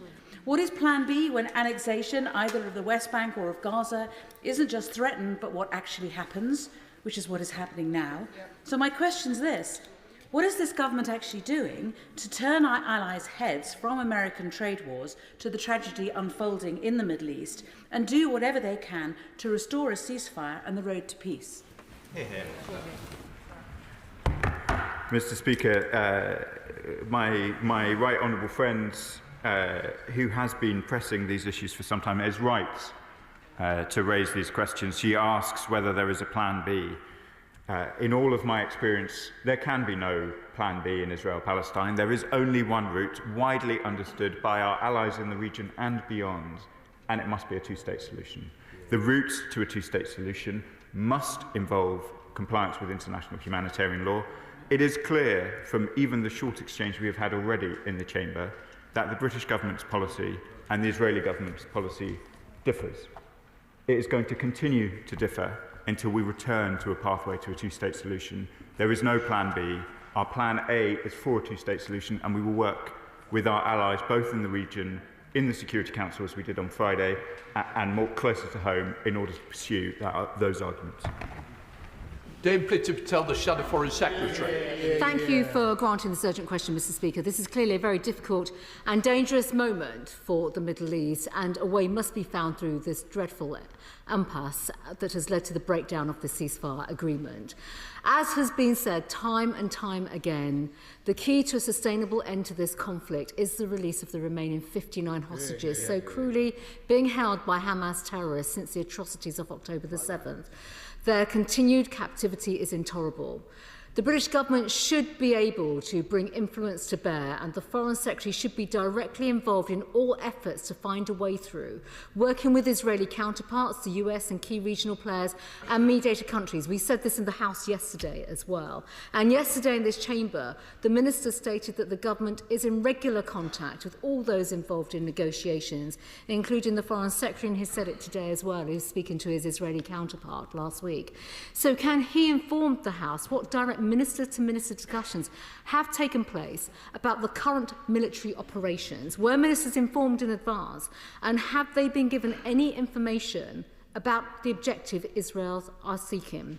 Every week, we are all here asking questions here of ministers, and it's unclear exactly what level of influence the government has. What is the government's plan? What is their vision of a way through? What discussions have they had in recent days with vital interlocutors? And on the issue of humanitarian aid, does he feel he has made any progress in his efforts to try to unblock the current aid access situation? Can he update the House on what has been happening to British aid? We've spoken about this many times. Where is that aid? While the restrictions are remaining, what has happened to that aid? And finally, Mr. Speaker, it was our position in government, and indeed it's the position of the Labour government, that there can be no role for Iranian-backed Hamas terrorists in Gaza's future. Will he be proposing a roadmap to our critical partners about this, how this will end and how this becomes a reality? Thank you, Mr. Speaker. The Honourable Lady asked important questions. The Foreign Secretary has been directly involved in minister-to-minister contact. I too have been talking with all of those affected. I very much welcome the comments about the hostages. Of course, this whole House wants to see them all released, and I'm sure many of us will be thinking of Avinatan or with a British mother who is still held in almost certainly terrible conditions and has continued to be held ever since October the 7th. And I know the whole House will continue to think of those hostage victims. She asks rightly about humanitarian aid. She asks rightly about humanitarian aid. And I will accept that our efforts in recent days to try and prevent a blockade from continuing in Gaza have not been effective. We have seen, at the first part of this year, a very welcome increase in aid going into Gaza, including UK aid. Even during that greater flow, there were still restrictions that were unwelcome on the nature of the aid that went in, that made reconstruction, shelter, tents, sleeping bags hard to get into Gaza when they were desperately needed. So there were improvements. We can see a route to which we might see a significant increase of aid into the Gaza Strip, which is desperately needed. But at the current time, the reports are extremely depressing, and we discussed some of them yesterday. She asks about our plan for reconstruction and what discussions we have with others. We have discussed the Arab initiative with those involved closely. We think it is a plan with real merit. It must not allow Hamas to have a role in governance. We are absolutely clear on that point. I think Arab partners are very much of the same view, but that is the basic idea from which we must work. Mohammed. Thank you, Mr. Speaker. On the 30th of March, the first day of Eid, Israeli attacks on Gaza killed dozens of Palestinians, adding to the death toll since Israel breached the ceasefire agreement. Israel is now in the process of enacting the largest forced displacements, ordering hundreds of thousands of Palestinians from Rafah.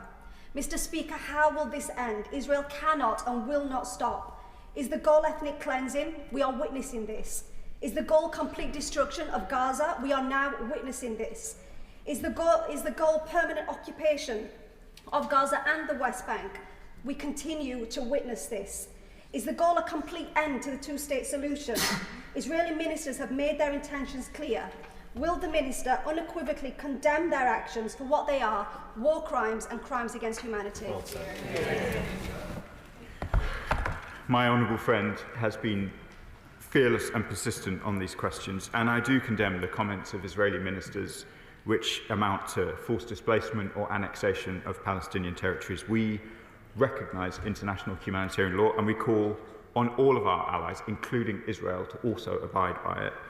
The scenes in Gaza have been hard to watch in recent days, and we will continue to make these points to the Israelis with all the force that you would expect. Liberal Democrat spokesperson Monica Harding. Thank you, Mr. Speaker. Israel's expansion of military activity in Gaza, including a strike on UN medical facilities, displacement of civilians, and the Defence Minister's new proposal to seize large swathes of territory is gravely disturbing. It seems international humanitarian law is being violated. This week's reports that IDF forces killed and buried 15 humanitarian workers in a mass grave is also appalling. The ceasefire must be restored. Israel must immediately end its illegal blockade of humanitarian aid into Gaza to bring desperately needed relief to 2 million people who have suffered enormously, and Hamas must release the remaining hostages immediately and unconditionally. Will the Minister update the House on the conversations he is having with Israeli, American and Middle Eastern partners regarding the restoration of the ceasefire? All sides must recommit to a political process. He says there is only one route. So I will ask the Minister once again if this government will now recognise a Palestinian state, giving hope to millions of Palestinians. And will he outline what the UK is doing to hold those who attack aid workers in violation of international humanitarian law accountable and protect those aid workers who remain in Gaza? The questions raised are important ones about, let me start with humanitarian aid workers, and the whole House would have heard the Prime Minister responding to my honourable friend, the member for Truro and Falmouth. We of course do want to see accountability when humanitarian workers are struck. We particularly expect accountability when it is British nationals who are affected, and my thoughts are with the whole families of all of those affected by the World Central Kitchen incident. What do we want to see next by way of accountability? We want to see the Israeli Military Advocate General going through the investigation at a proper speed. It has been 1 year, coming to proper findings and answering the question of whether or not criminal charges should now be laid. On the questions of the recognition of a Palestinian state, this House has discussed them many times. We will recognise a Palestinian state as part of a contribution to a two-state solution. We are all watching the events in the occupied Palestinian territories at the moment and seeing how distant a functional Palestinian state looks like under these circumstances. And our first efforts must be to restore the basic function of Palestinian life, both in Gaza and in West Bank, where it is also under threat.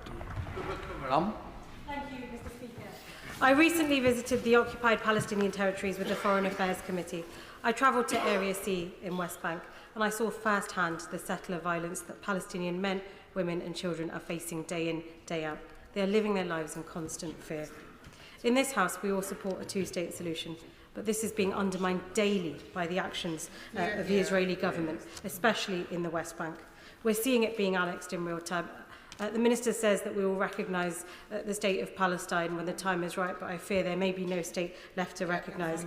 Will the government look again at stopping all settlement goods coming into the UK?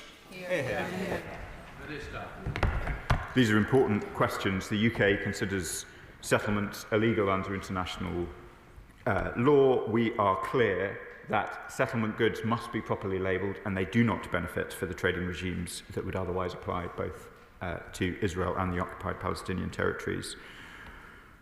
My honourable friend's question is the right one. We need to ensure that there remains a viable path to a two-state solution. There is no other path to peace in the region, and all of our efforts are focused on that outcome.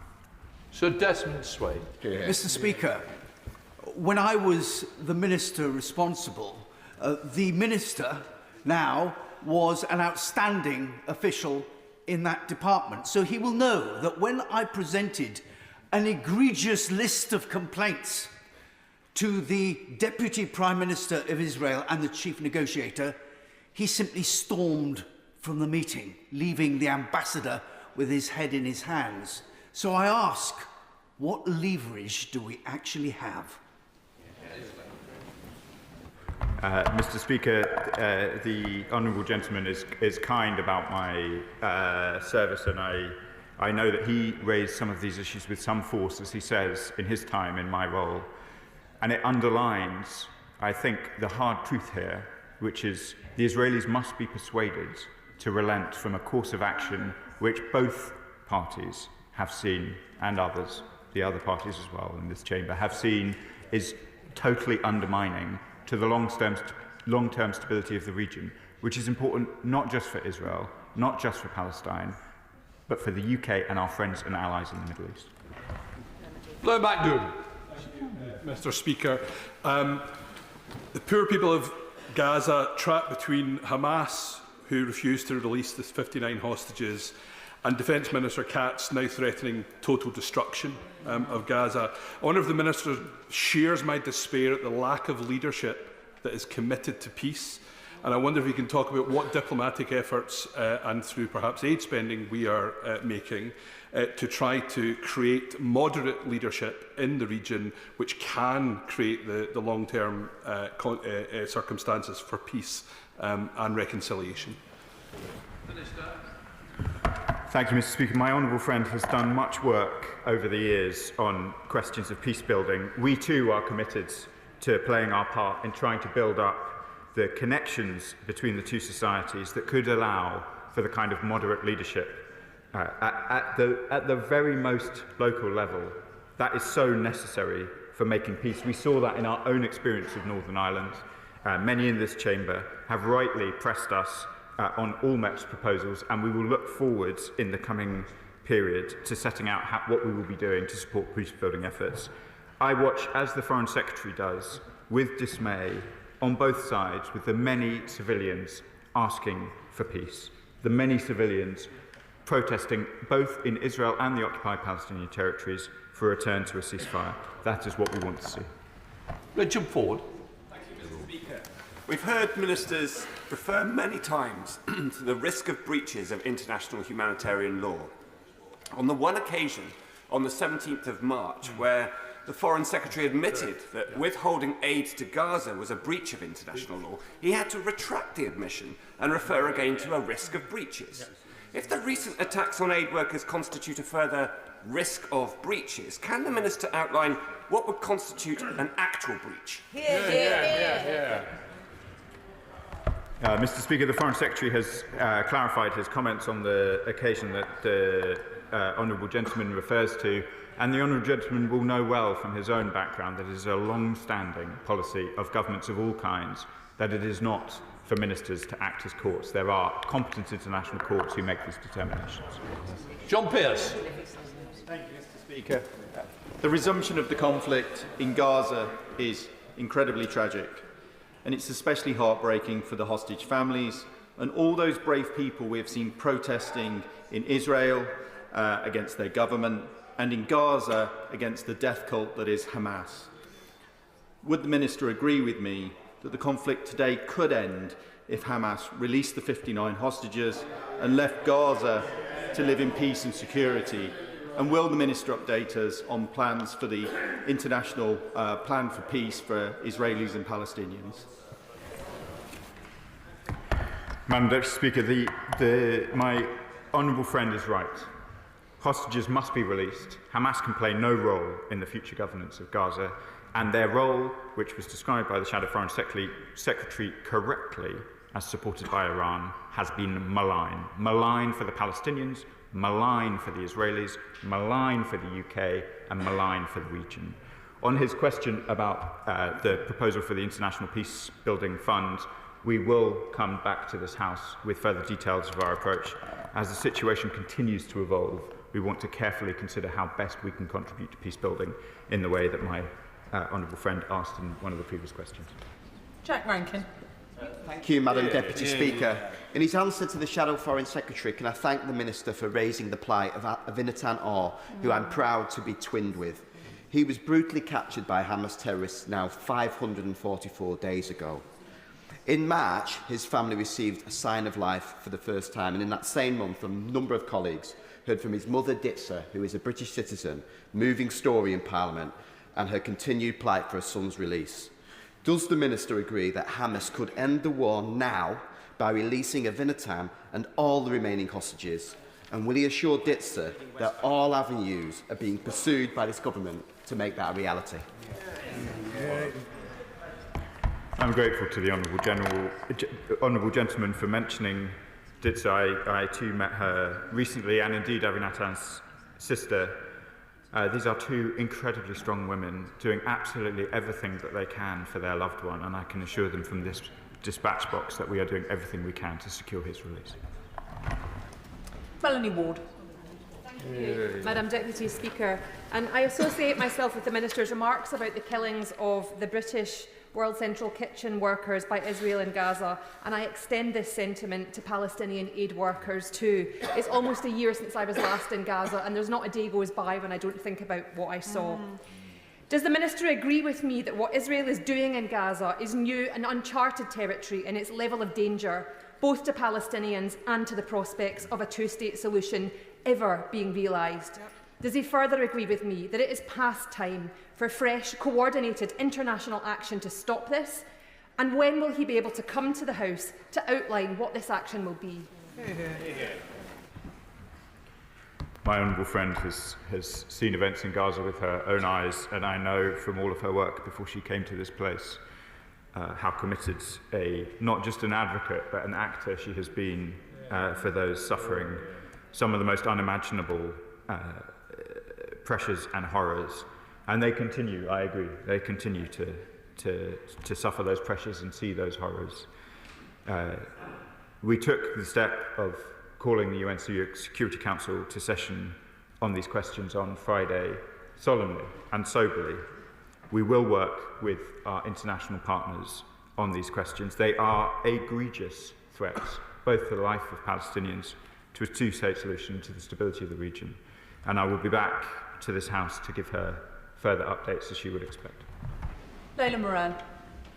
We need a ceasefire now, again, because, Madam Deputy Speaker, the situation on the ground is as bad as it has ever been, if not worse. I spoke to my friend whose family are in Gaza. He told me that last week their home was bombed multiple times while they were sheltering in the basement with no food or water. They're now barely surviving, surrounded by destruction, terrified, without aid for over a month. He said, this is not self-defense. This is the destruction of families like mine. So if this government doesn't support this escalation, where are the consequences? We do have leverage. Why have they not suspended all arms sales to the IDF? Not because of a risk of it hitting civilians, but because we have principles and we will show intent.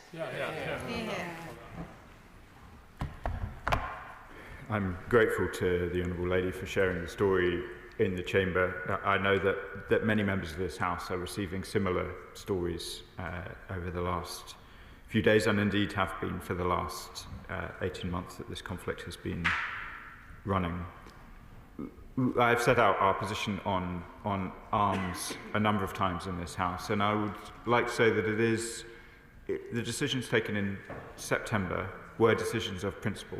They remain decisions of principle, and the two principles that underline our position in relation to arms licenses for sale to Israel are both that we are concerned about risks of international humanitarian law and that we will continue to defend Israel against threats to its security and safety, including from Iran.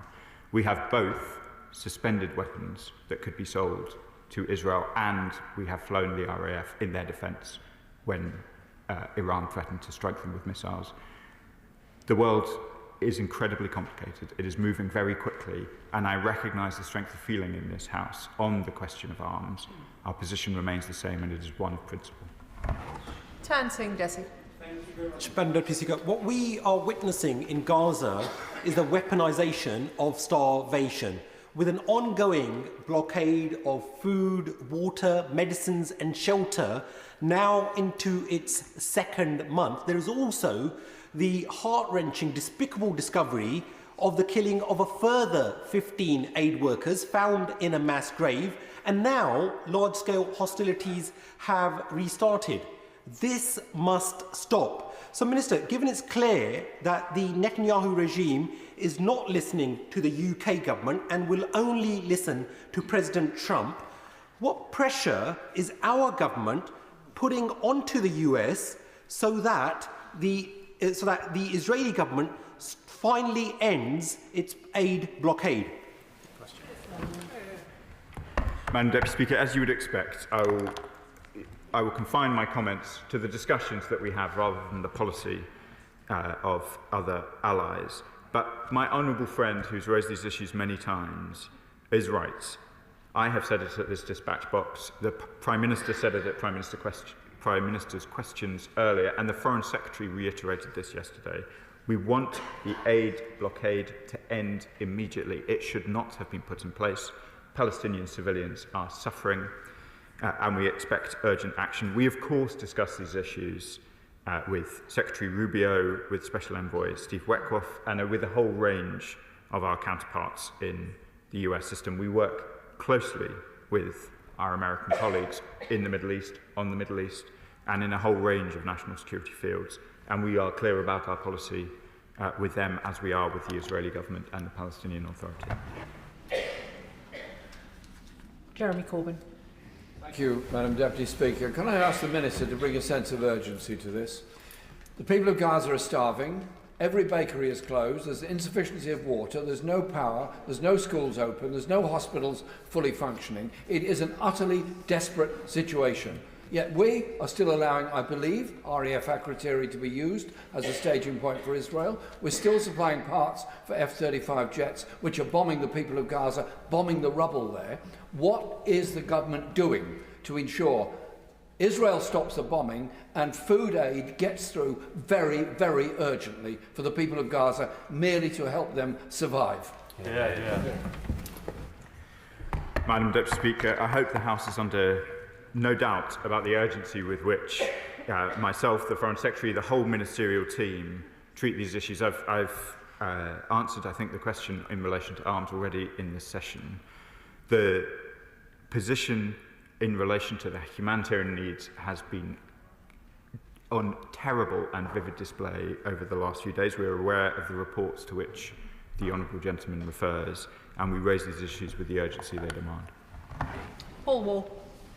Madam Deputy Speaker, the Hostages and Missing Families Forum in Israel said this morning they were horrified to wake up to the news of the expanded military operation, and that's because they know the risk that it poses to their loved ones. But it's the loved ones of Palestinians who've already suffered so much that are most relevant today.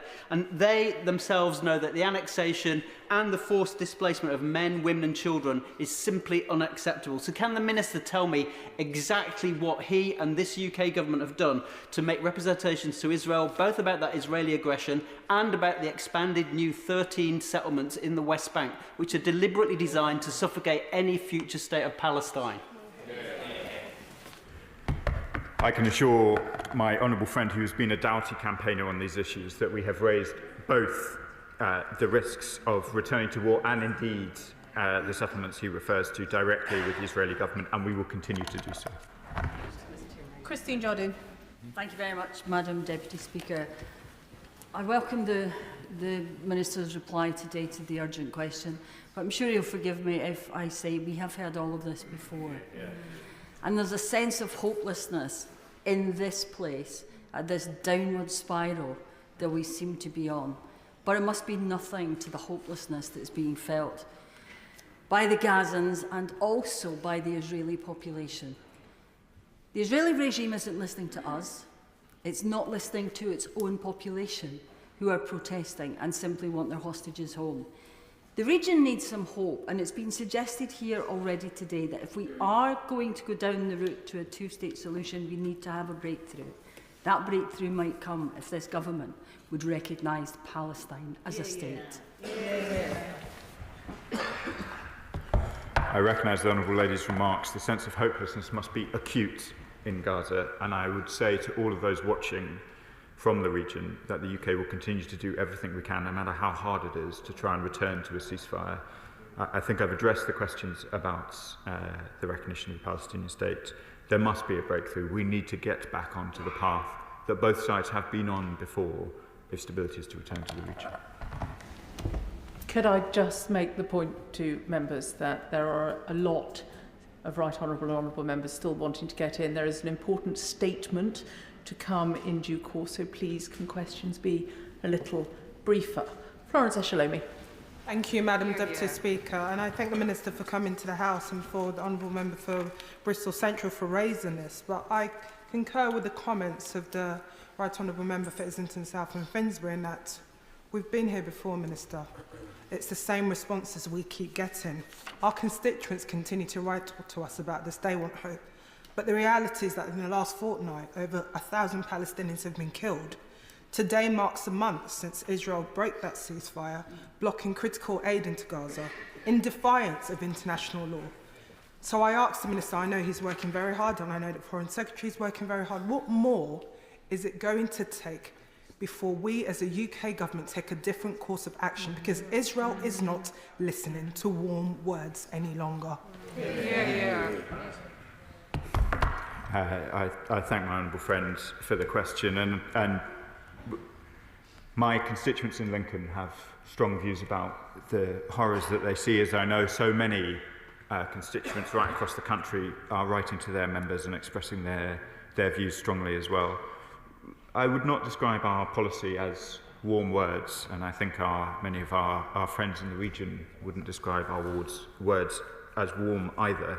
We have taken concrete action since becoming the government. We have restored aid to UNRWA, we have taken the arms suspension measures that have been discussed, we have sanctioned settlers, we have continued to use our position of the UN Security Council to try to bring attention and action on some of the most egregious areas of concern. We will continue to do so. I do not promise this House that I will be able to return next time with something different to say. The fact that my remarks may seem repetitive indicates that the problem is difficult.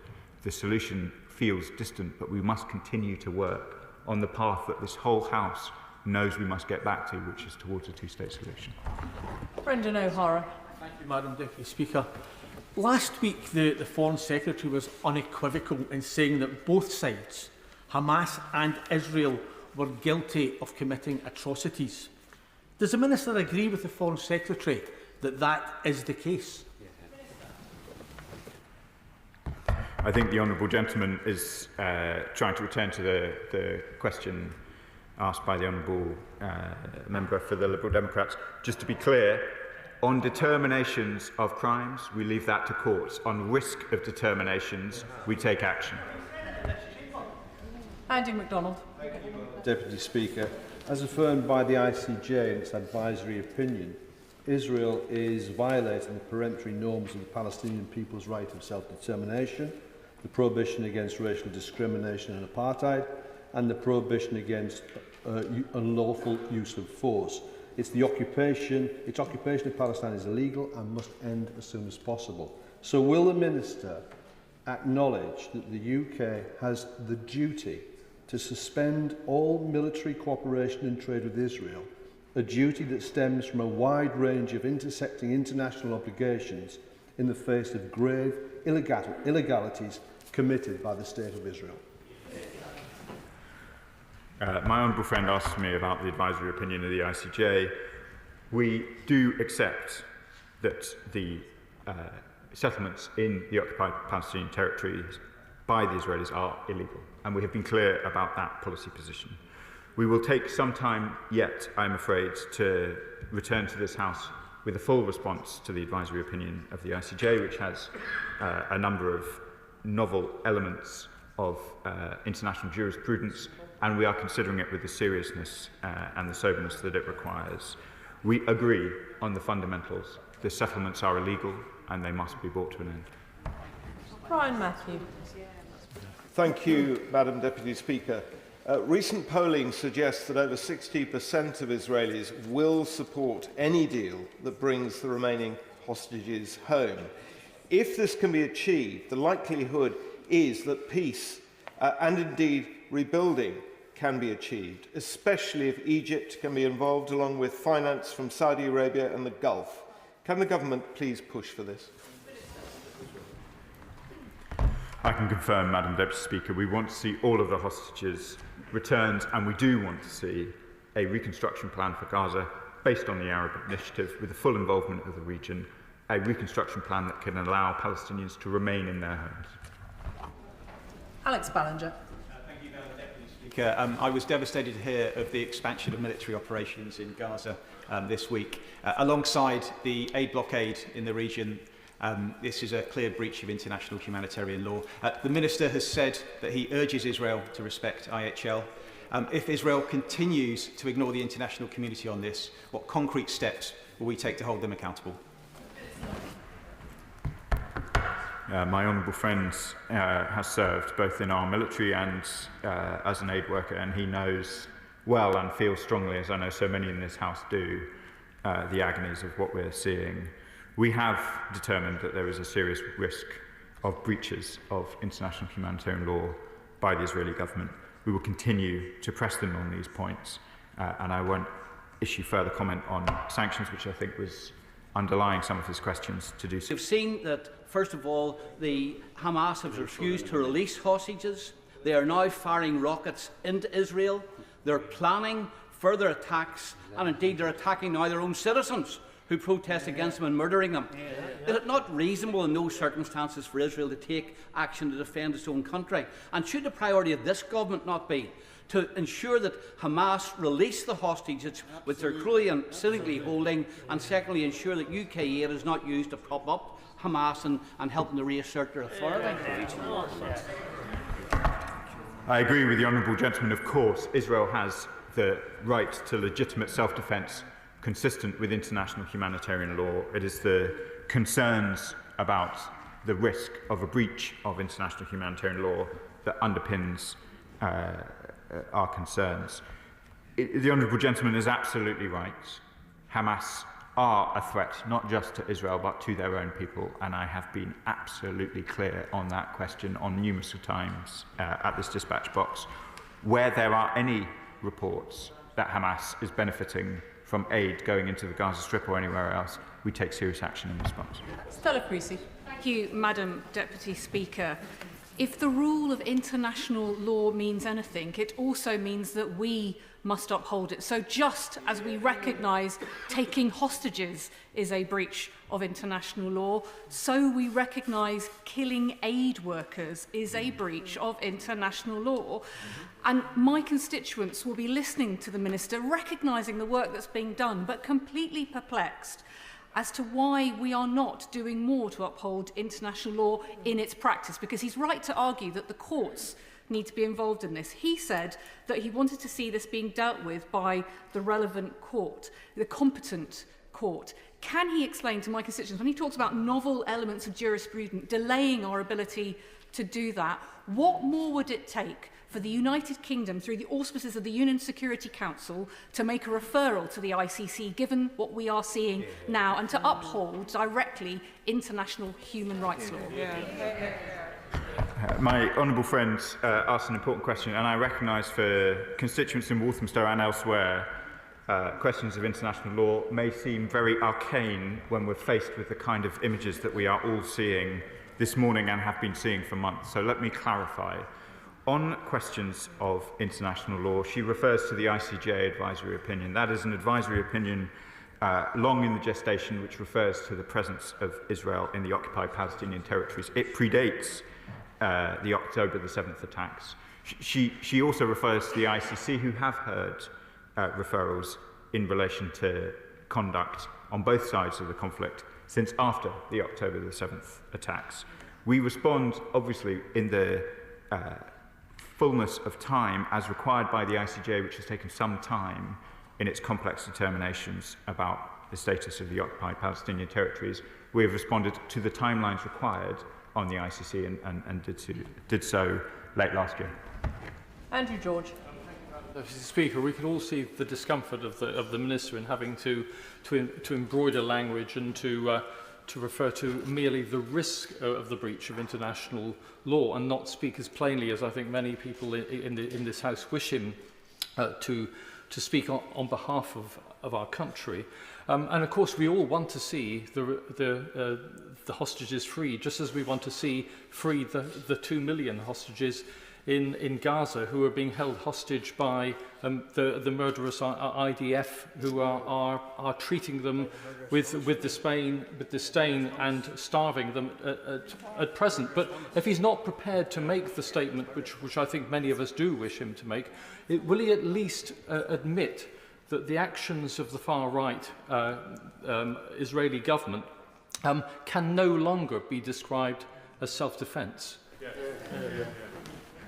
Madam Deputy Speaker, I've been accused of many things, but not embroidery. So let me be clear, if there is any doubt. The position to which I stick at this dispatch box about the determinations of law is one that has been held consistently by both parties for a very long time, and there is a good reason why you would not want people stood at this dispatch box making determinations of law.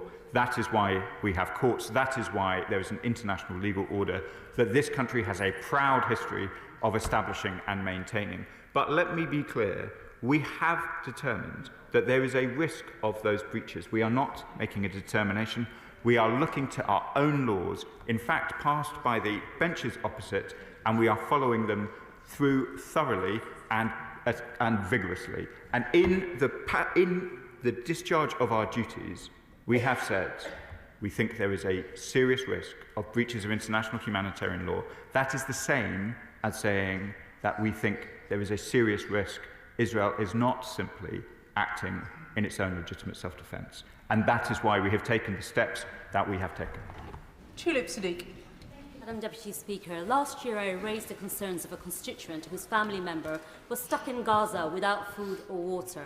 The situation has worsened since the aid blockade, and I'm particularly worried about the escalation of hostilities impacting women and girls most. We know that female hygiene products are at a critical low, there are women giving births on hospital floors, and we know that doctors are performing C-sections without adequate medical supplies on women. So could I ask the Minister, on behalf of the hundreds of constituents who have written to me, to tell me what the UK government is doing to end this blockade on aid, but also to reassure me that our UK government has specifically communicated the sheer urgency on the ground to the Israeli government? Madam Deputy Speaker, I'm grateful for the opportunity to comment on particular cases involving constituents in Gaza. I know my honourable friend works incredibly hard for her constituents, as do many others here, and where I am in direct correspondence with people about the fate of their constituents or the relatives of their constituents in Gaza, I will not provide a running commentary from this dispatch box, but all I will say is that the Foreign Office will do everything it can to ensure that British nationals in distress, including in Gaza, and their loved ones are able to get to safety.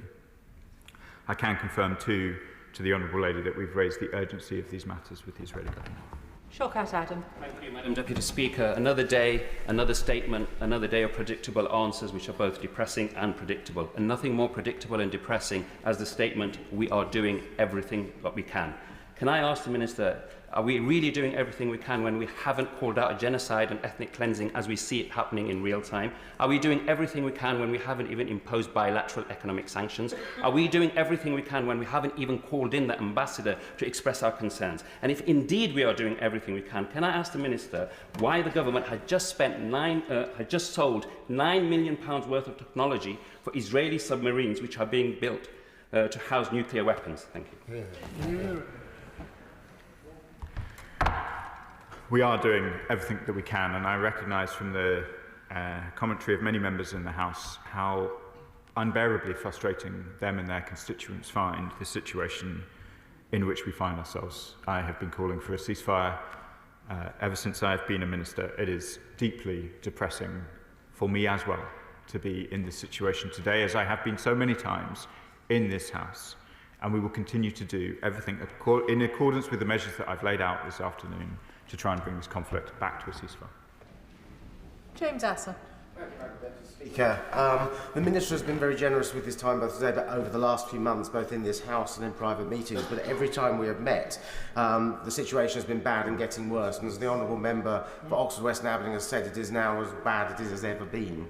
Does the Minister therefore agree that unless we in the international community take firmer, immediate action as a matter of urgency to force a change, nothing is going to be different? And there'll be no point talking about peace or even a two-state solution, because those opportunities will not just be lost for now, but for a generation of foreseeable future, and the consequences to the people of the region, particularly the people of Gaza, are going to be unimaginable. I thank my honourable friend for his kind words. We have, in the time that we have been the government, we have seen the situation deteriorate, but we have also seen it improve.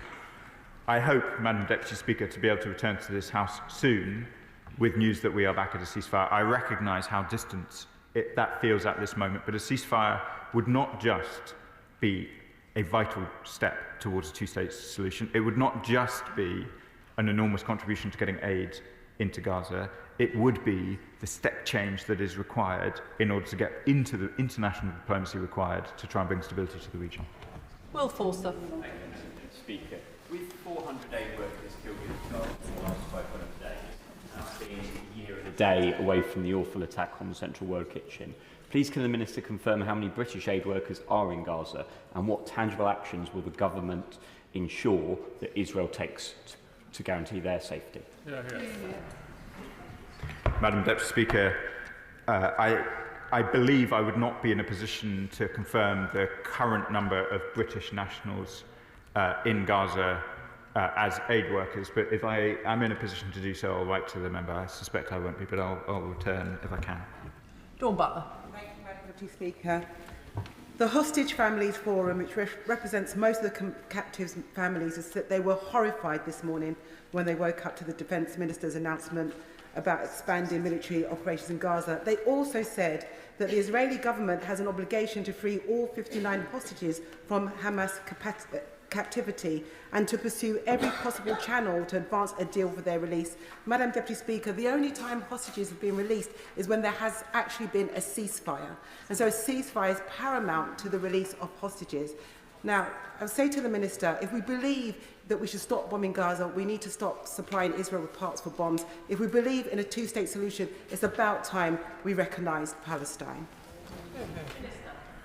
Madam Deputy Speaker, I've provided commentary on the questions of recognition already this evening, and I'll just reassure my honourable friend that we are not providing parts for bombs. We've set out the provisions on arms suspension.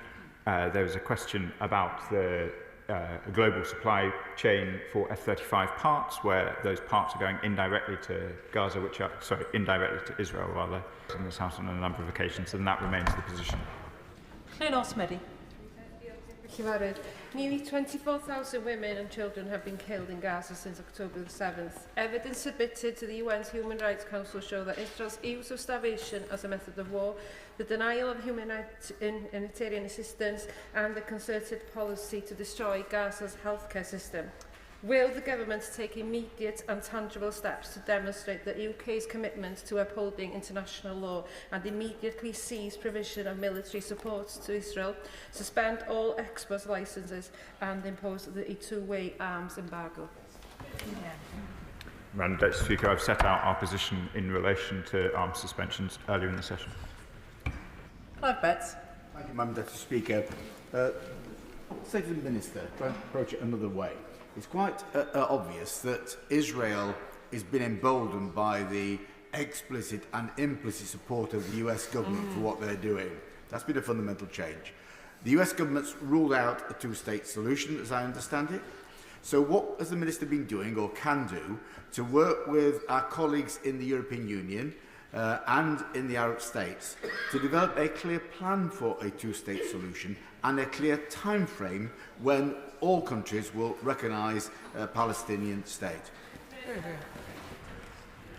Madam Deputy Speaker, as you would expect, I won't seek to characterise the foreign policy of others when they do so themselves. On the question of cooperation and coordination, we've been in extensive dialogue with those involved with the Arab Initiative. We have worked with Germany, France and Italy in joint statements to that effect and on wider issues recently, and I expect that in June we will join an important international conference in relation to a two-state solution where we will discuss this with our partners.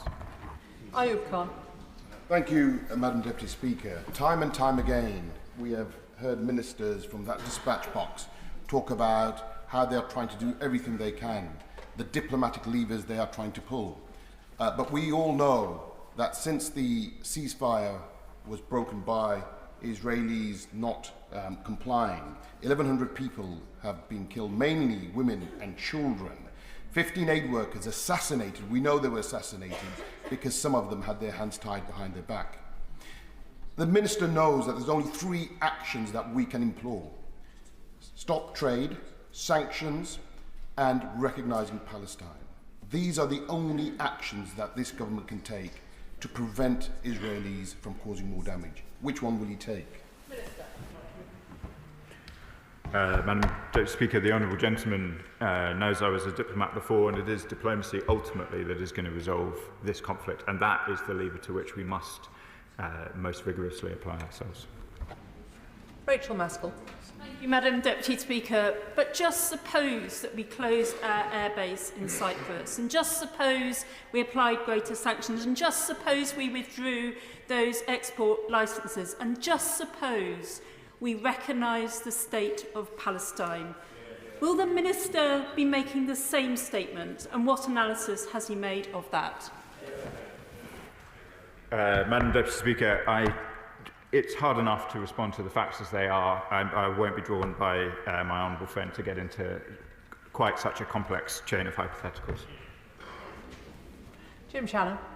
Deputy Speaker, could I thank the Minister very much for his answers and for his understanding and his honesty as well. Minister, Hamas terrorists, they're murderers, they're rapists, they're child killers. They hide their AK-47s and their weaponries in children's beds. They hide their missiles in their schools, in their hospitals and in their houses. So what steps has the Minister and Government taken with the UN to bring all of the kidnapped hostages home alive, rather than in the coffins that were paraded by Hamas terrorist murderers around at the last hostage handover? And underline that the Israelis would not be intensifying their plans to strike where the murderous Hamas not continuing to hold hostages and to fire rockets into Israel daily. We have worked with our partners in the region, with the Israeli government, with the US and many others to try and secure the safe release of all those with UK links who have been held hostage. Of course, we want to see all hostages released, but it is to the British nationals and those with links to the UK that we have most, in the most focused way, turned our efforts. And it has been heartbreaking for me, as it has been for so many in this House. It has been so joyful to see British nationals escape from Hamas clutches alive, and it has been a heartbreak when British-linked nationals have returned deceased. And I know this whole House will be hoping for Avinat Anor and for all others being held to be returned alive, well, and soon. It's McIntyre. Thank you, Madam Deputy Speaker. The killing of innocent Palestinian civilians, many women and children, by Israeli forces is simply heartbreaking. And the Minister knows that I've been raising my concerns and the concerns of my Gloucester constituents with him since I was elected to this House last July. And I'm grateful and appreciate the steps that he and the government are taking on aid and on arms. But yet, here we are. So what more can the government do to stop the killing of innocent Palestinian civilians, to ensure the release of all the remaining hostages, and to ensure that aid gets those who so desperately need it in Gaza? I thank my honourable friend for his question and for his persistence on these issues. So many of my colleagues on these benches and on the others have raised the plight of Palestinian civilians, the plight of hostages, with real force and real urgency ever since we became the government, and I am sure that they will continue to do so. We will continue to take the steps that I've outlined in order to try and effect a change. We recognise the greater urgency that is upon us all as military activity intensifies, and I hope to return to this House in due course with updates on our diplomatic efforts. Adnan Hussain. Thank you, Madam Deputy Speaker. Under the Convention on the Prevention and Punishment of the Crime of Genocide, of which the UK is a signatory, States have an obligation to prevent and punish genocide. The obligation to prevent involves acting now, acting immediately. Can the Minister outline what the government is doing, some steps, what those steps are, to ensure that genocide is prevented in Gaza? The honourable member will have heard my previous comments about determinations. I'll answer the question which I think he's asking is, what have we done since we've become the government in order to try and reduce the suffering in the occupied Palestinian territories and indeed in Israel? And we have taken steps. We have taken firm steps, far-reaching steps, whether it's on the suspension of arms, the restoration of funding to UNRWA, using our role at the Security Council, raising these questions with force with the Israeli government, with all relevant regional partners. We are working night and day to try and ensure that those in harm's way are no longer at risk. I recognise today, as we have had on almost every day since we've been the government, that there is yet more to do. Deputy Speaker, since Hamas's war crimes of October the 7th, we've seen multiple flagrant breaches of the rules of the international order. This week, 15 Palestinian paramedic Red Crescent workers found in a mass grave alongside their abandoned emergency vehicle, on top of a now 4-week total aid blockade.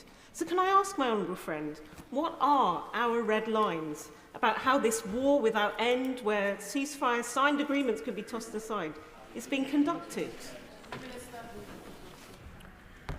Our position on the conduct of war is international humanitarian law. We have set out the risks, our concerns of breaches, and we continue to take actions in line with that assessment.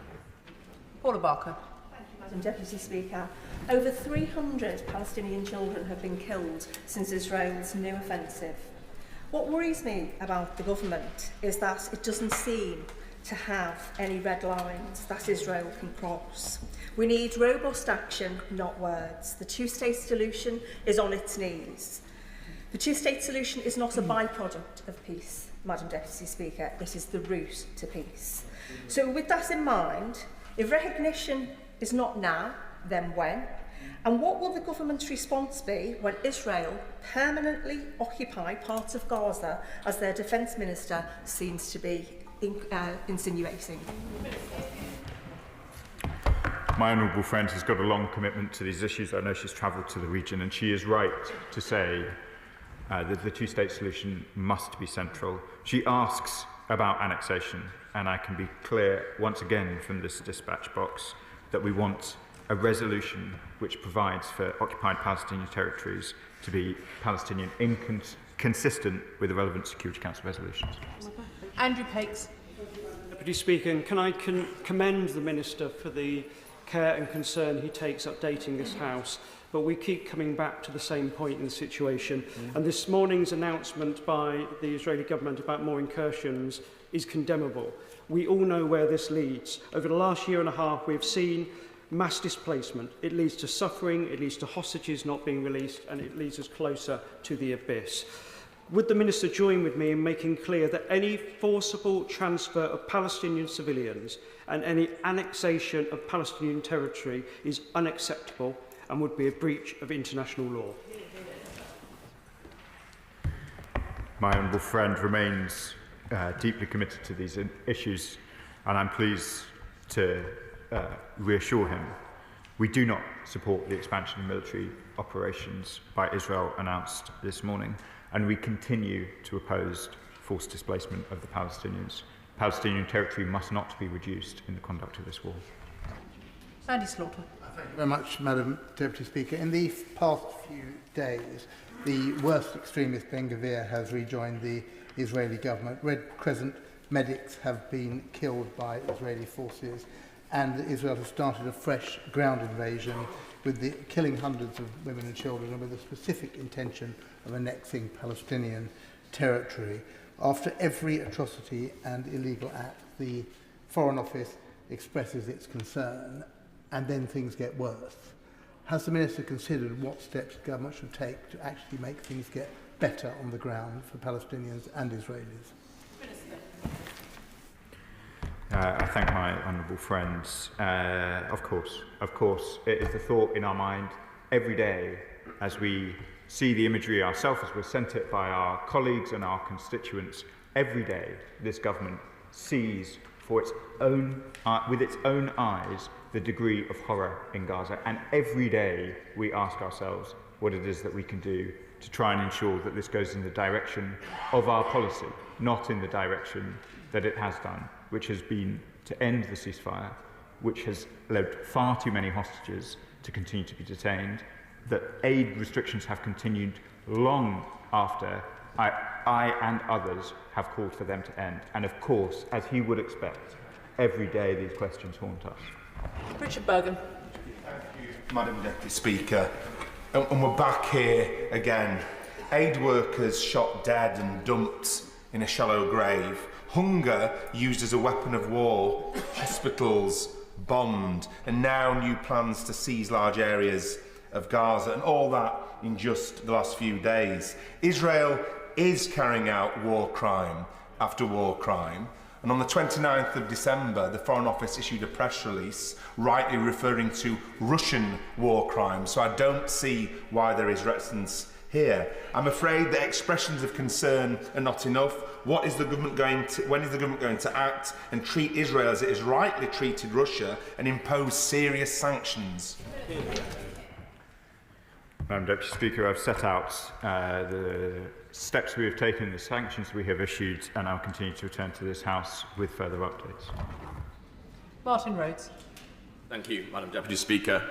I recognise what the Minister has said about what has been done, but in light of the current desperate situation, what is the Minister's assessment of what more could be done through diplomatic efforts to ensure Israel allows humanitarian aid in at speed and at scale, but also in support of the Arab Initiative to ensure that Gaza is rebuilt as part of a viable and a recognised Palestinian state? Madam Deputy Speaker, we will continue to work with our partners who are party to the Arab Initiative and indeed our partners in the United Nations Security Council, where we have called sessions, issued statements, and we will continue to work along those lines in the way that the member would expect. Brian Leishman. Thank you very much, Madam Deputy Speaker. I have a simple question looking for a very simple answer. Does the government recognise Israel's plan for large-scale forced evacuations in Gaza as ethnic cleansing? And if not, why not? Madam Deputy Speaker, we continue to oppose forced displacement in Gaza. James Naish. Thank you, Madam Deputy Speaker, and I want to put on record my sincere desire to see the Israeli hostages returned as soon as possible. The International Development Committee recently spent time in Geneva as part of its inquiry on international humanitarian law. And one of the things that we discussed at length was how countries are increasingly conflating the legality of resorting to war with the legality of conduct in war. And in this particular situation, we see aid being blocked and lands being annexed without, it seems, legitimate justification or even significant condemnation. So can the Minister please explain what the government is doing to ensure that international humanitarian law stops being openly broken and is given the respect it deserves? My honourable friend and East Midlands colleague is right to raise the deterioration of the application of international humanitarian law. There are too many places currently in conflict where the conduct of hostilities looks to have very, very serious risk of breaches of IHL, and we are doing all that we can, both in Geneva, New York, and indeed on the ground in these places, whether they are in Israel and the occupied Palestinian territories or elsewhere, to try and ensure that the breaches of IHL that are at risk do not continue. Can I thank the Minister for coming to the House this afternoon to respond to questions. There'll now be a brief interlude whilst the front benches swap over.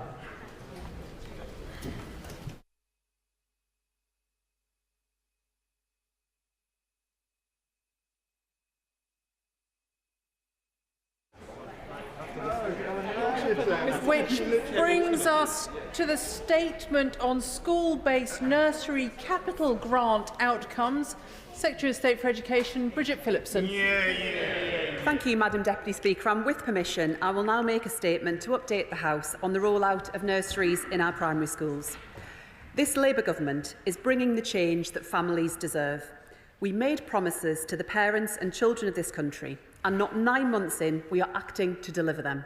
Free breakfast clubs already rolling out, the curriculum and assessment review already in full swing, children's social care, the biggest overhaul in a generation, funding for 10,000 new places for pupils with SEND, backing for up to 10,000 more apprentices to qualify, new improvement teams for our schools, a new allowance for our kinship carers, promises made, promises kept. And here today we go further. £37 million in funding for 300 primary schools to open and expand nurseries. A big step towards delivering 3,000 nurseries for schools. A big step towards delivering childcare for parents, and a big step to delivering the best start in life for all of our children. And I want that best start in life for every child, because I want opportunity for every child. I want every child in every village, town and city across our country to grow up knowing that success belongs to them. That is the kind of country that I want to live in, the country that this Labour government wants to build. Opportunity, not just for some, but for all of our children. And to achieve that, we need to start early, before university or college, and even before schools, in the earliest years of our children's lives. Those years are fundamental to opportunity. That's where gaps in learning and development first appear, and the longer we wait, the wider they grow and the harder they are to close. That's why when I'm in schools, colleges and universities, even in those places, they agree too. The biggest chance to make an impact on our children's lives sits in those crucial early years. So that's why it's my #1 priority. If we get this right, if we set all children on the track to success, then that is where they will stay. That's why, despite the huge fiscal challenges that we inherited from the party opposite, we have chosen to invest over £8 billion in early years at the last budget. And it's why early years are a central part of the Prime Minister's plan for change, setting the target of a record share of children starting school ready to learn. And it's why today, Madam Deputy Speaker, I'm announcing the 300 schools that will be delivering our first wave of new and expanded school-based nurseries. Many of these school-based nurseries will serve communities that are facing big challenges and that where there's strong evidence of need. Overall, it means up to 6,000 more nursery places for young children where they'll have the biggest impact, and most of them starting in September this year. And that's vital because that's when the final stage of the 30 hours a week childcare entitlement will kick in. Joining up with the 3- and 4-year-old offer, working parents of children from 9 months right up to the beginning of school will get 30 government-funded hours of childcare a week. And the 300 schools are just the start. 300 on the road to 3,000 school-based nurseries. We'll work with schools, voluntary and private providers, with teachers and with local partners to find and spread what works. And by the end, it will mean tens of thousands of more parents with the power to choose the hours that they want to work. And what a contrast, Madam Deputy Speaker, with the party opposite. Because what we inherited wasn't just an offer that they hadn't actually bothered to fund. It was a pledge without a plan. Places, promises, provision missing. Parents made decisions on the back of these promises. And again, I hear from parents how much they have been relying on the promises which the previous government scattered about like confetti. Across our country, this government is delivering change in months, for which the last government waited 13 years before signing a post-dated cheque. And the changes that we are bringing are changes that will give parents more control over their lives, time to choose their working hours and money back in their pockets. The last Coram report shows the effects are starting to flow through. Childcare costs for under 3s in England have halved since the expansion. But ultimately, childcare and early years education is about children. It is about launching a lifetime of learning, starting as we mean to go on. So as we roll out these school-based nurseries, we are also adding the biggest ever uplift to the early years pupil premium, closing the attainment gap and giving every child the support that they need to learn and grow. And we're supporting early years educators to build their expertise too. But, Madam Deputy Speaker, it's not just what is taught in these nurseries that counts, it's where they are too, in primary schools, and that is no accident. We are centring schools in their communities, starting early, working with the voluntary sector and private providers too, so that the move from nursery to school is a natural step, from one room to another, sometimes even in the same building. Just like St Anne's Church Academy in Weston-super-Mare, having a nursery on site means they can build stronger, longer-lasting relationships with families, and the parents feel a part of the community, so that they engage more when their child starts in the nursery and then moves into school. And when their children start reception, there are no big, scary changes, building that sense that school is where they are meant to be. And I saw that come through so powerfully this week when I went to Peterborough to visit Fulbridge Academy. Little Oak Nursery sits at the heart of the school. And when I was there, I spoke to Hannah, a working mum whose little boy Niall goes to the nursery. She told me all about the difference that Little Oak was making to her family, how her son is making friends and taking big strides in his learning, ready to join his 2 older siblings at school in September. The nursery is a big part of how Fulbridge Academy is at the centre of their community. And it's the same for free breakfast clubs. It's why we announced the 750 early adopters this year. Schools are the beating hearts of their communities, where children come together to eat, learn and grow. It's good for attendance and achievement. It's good for behaviour and belonging. It is good for children and their life chances. And that is the point, Madam Deputy Speaker. This is action for them, to give them the start that they deserve, because this is my #1 priority, built on a deep and fierce commitment to the children of this country in the first years of their lives, taking their first steps into the world. Because in our youngest children's faces, in the faces of all who work with them, you see something which for so long has been missing from our country: hope. The hope of a brighter and better future, the hope of a secure and prosperous world, the hope that tomorrow can be better than today, the hope that this is a government that is on their side. That is the future that we shape together, not face alone. That is the hope which so many people in our country have, that our best days lie ahead of us. And that is what the people of this country chose in the general election last July, when they chose hope over fear and chose a brighter tomorrow, not a bitter yesterday. And that is why I am so focused on getting on and delivering change, because it matters so much for lives now, today, not in some distant future. Early years are where futures are made, where life chances are won, where healthier societies are built, and that is the prize on offer. Our youngest generation are the first generation for whom opportunity is open to all right from the start. And I know that members from across this House will agree that is a prize worth fighting for, and I commend this statement to the House.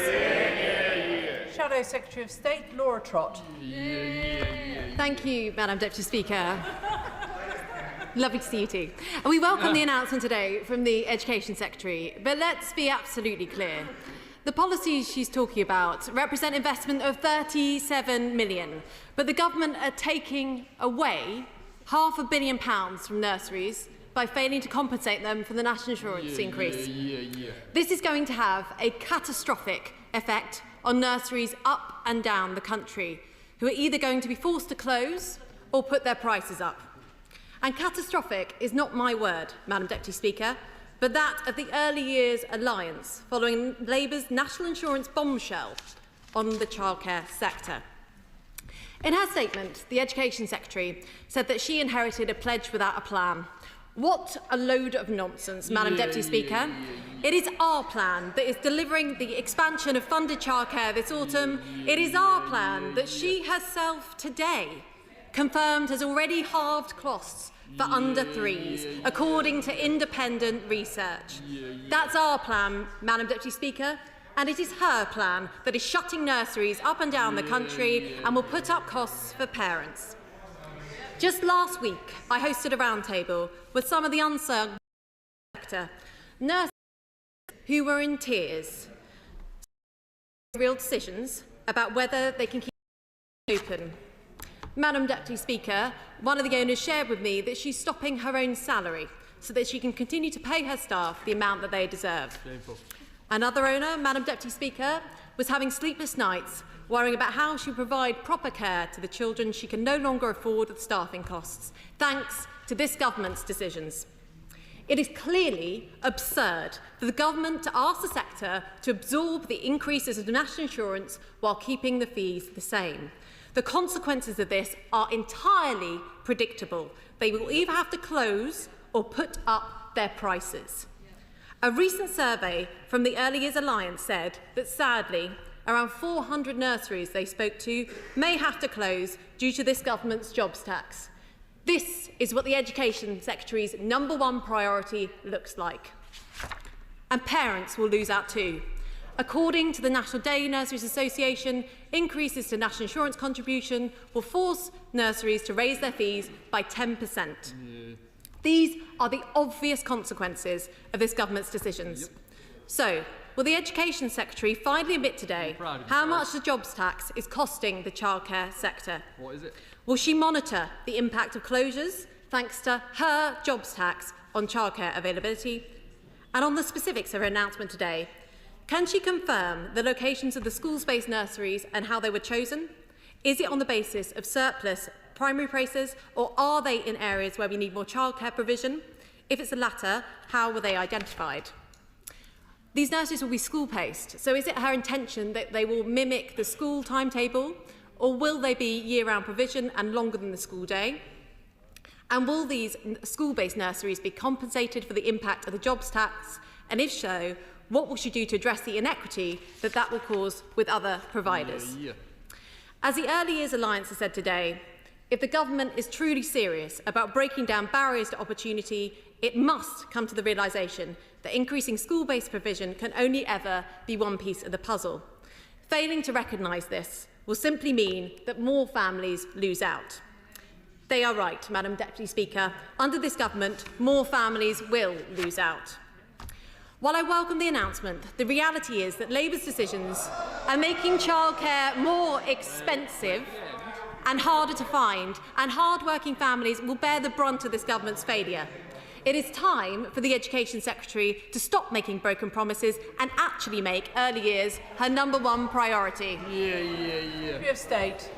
Thank you, Madam Deputy Speaker. It must be profoundly draining for the right honourable lady to come to the chamber when faced with such good news, to bring such studied, forced negativity every single time. Madam Deputy Speaker, 6 weeks ago, I was in front of this House delivering the news that we are supporting hundreds of schools across our country to open free breakfast clubs. We got much of the same then, this studied, forced negativity. And today, not 9 months into this government, we are beginning the rollout of school-based nurseries, which we have promised to the people of this country. Speaking of visits, the honourable gentleman should go and visit the school-based nursery that will shortly be opening in his own constituency. Because never do I hear from members opposite they'll be visiting these nurseries or visiting the breakfast clubs. Maybe they could take some time out of their busy schedules to go and do precisely that. Madam Deputy Speaker, the only priority that they have is to bring back tax breaks for private schools, taking away resources from our state schools. That's the one idea that they have, the one idea that they have. Their idea of fresh thinking is to spend the money they didn't raise on plans they didn't make. And Madam Deputy Speaker, on the questions the right honourable lady asks, we are investing £8 billion in expanding early years entitlements, alongside doubling the early years pupil premium, alongside a £75 million expansion grant, and alongside compensation for school-based nurseries too. Madam Deputy Speaker, the contrast with this government and the party opposite is like night and day. I am proud that at the Department for Education, under a Labour government, it is week in, week out, the Department for Hope. The hope of a brighter and better future for our children and our country. Free breakfast clubs, a cutting-edge curriculum for all of our children, the biggest overhaul of children's social care for a generation, funding for up to 10,000 new school places for children with SEND, backing up to 10,000 more apprentices to qualify, new improvement teams in our schools, a new allowance for kinship carers, new support for expanding foster care. That, Madam Deputy Speaker, is the difference between this Labour government and the party opposite. We are the party of hope, and if their recent leadership contest is anything to go by, they can't decide if they're the party of fear or the party of despair. Amanda Martin. Thank you, Madam Deputy Speaker. Early years was another strand of education decimated by the last government. And as a former teacher, mum and now an MP, although the benches opposite have not valued this sector, I know the value it plays for children and families in our communities. Madam Deputy Speaker, although in Portsmouth we do not have one of the 300 nurseries announced in today's first wave, I commend the government for this initiative. I also want to take this opportunity to commend and praise all those who work in this sector and provide opportunities for the young people in my city, and to thank them for the fantastic work. I also want to take the opportunity to ask the Secretary of State to give an update to the House to delivering plans for the September 2025 childcare expansion, and explain how she expects to benefit, how parents expect to benefit from the 30 hours rollout across those fabulous nurseries in my city. I'm grateful to my honourable friend who, through her background and wealth of experience in education, brings real expertise to this place. Through the expansion that we are rolling out this year, parents will see considerable savings, but crucially it will make sure that all of our children get the best possible start in life. And whilst I recognise her disappointment that her own constituency didn't benefit this time around, I note that Portsmouth South has secured a school-based nursery this time around. And of course, this is only phase one of what will be a wider rollout as time progresses. Liberal Democrat spokesperson Munira Wilson. Thank you, Madam Deputy Speaker. Access to flexible, high-quality early years provision gives children the start they deserve, parents the choice they need to live their lives, and it's one of the best possible investments we can make in the future of our country. So for those families living in childcare deserts left by the previous Conservative government, today's announcement will be welcome news, and I welcome the sorely needed uplift in early years pupil premium. But school-based nurseries can only ever be part of the puzzle. We will never fix the crisis in early years without fixing the deep problems facing private and charitable providers. They deliver the vast bulk of the government's free entitlement, and yet they face some of the toughest challenges in making ends meet. The government's national insurance hike, their failure to ensure rates actually cover delivery costs, and their damaging guidance to local authority on funding agreements, which has come into effect this week, means that many are struggling to stay afloat. And we've already heard the Early Years Alliance survey found that 4 in 10 said they would reduce their number of funded places for 3- and 4-year-olds in the next year. 94% said they would be forced to raise their fees for parents for non-funded hours. Almost a third said they are likely to permanently close. How, can the Secretary of State tell me, is that extending choice for parents? Building Blocks Nursery in Teddington in my constituency is now operating at a loss and faces some incredibly painful decisions which will hurt parents, children and staff. So while I welcome today's announcement, Madam Deputy Speaker, I want to ask the Secretary of State, will she commit to an urgent review of the rates paid for free entitlements to ensure they cover delivery costs? Will she finally take this opportunity to recognise the deep damage that the national insurance hike is doing and ensure that early years providers are exempted? And finally, will she look again at the damaging guidance issued by her department on charging and funding agreements? Secretary of State. I'm grateful to the Honourable Lady. Like her, I pay tribute to the big range of providers who play a crucial role in supporting our children's early education. That does, of course, extend to private voluntary providers and also childminders, who are a crucial part of the sector. The announcement that we're making today around school-based nurseries is designed to deal with many of the challenges that the Honourable Lady identifies around childcare deserts left behind by the party opposite. We also know that school-based providers have a greater share of the market in more deprived areas, and 34% of those announced today will be serving disadvantaged communities. Alongside this, I do note that she welcomes the biggest ever uplift that we have secured in the early years pupil premium that will make a big difference to the life chances of children from more disadvantaged backgrounds. Where it comes to the rates, of course, we will always continue to keep those under review. In terms of the guidance, she asks about the charging guidance that has been issued. I do believe it is important that parents have a greater degree of transparency where it comes to charging and fees, and where they are able to exercise greater choice about what is being offered to them. I do believe that that is the right approach, not least as we move towards a system where the vast bulk of childcare is government-backed. Peter Dowd. Thank you, Madam Deputy Speaker. I've actually seen more Tory MPs changing a light bulb than there are in the chamber today. And I welcome the statement from the Secretary of State, because one of the schools in my constituency, which is a very good school, Thomas Gray, also welcomes it. So thank you very much, Secretary of State. And would she, and the parents' children do a fantastic job there. So would she agree with me, quite simply, that actions speak louder than the many words the opposition say? Secretary of State. I do agree with my right honourable friend, and like him, I pay tribute to the amazing staff working right across education in our schools and nurseries for the vital work that they do. Sir Julian Lewis. I like the Right Honourable Lady, and I really enjoyed her sunlit upland speech. Anyone would think there was a leadership contest on in the Labour Party. But I didn't quite hear the answer to my Right Honourable friend's question about the way in which the increase in national insurance contributions is going to hit all nurseries all at once, whereas what we're getting at the moment is an initial tranche of 300 out of an intended 3,000 new arrangements for her announcement to be fulfilled. Over how long a period does she expect to get from 300 to 3,000? Secretary of State. I'm glad the right honourable gentleman likes a bit of hope and optimism. I think we could all do with a bit of hope and optimism in the current world. I tell him the leadership contest that I'm really looking forward to is the one that we're going to have very soon in his own party. I'm really looking forward to that one. I think it will be a treat for all of us in this House. He asked some serious, although I hope it doesn't happen because I'd much prefer things to carry on just as they are.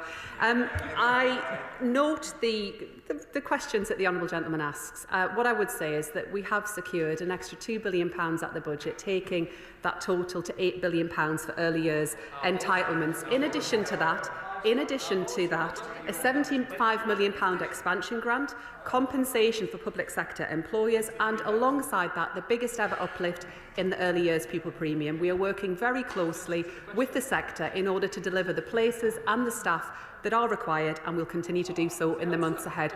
In answer to the question, this is the first phase, and we will roll out the 3,000 over the course of this Parliament. Katie White.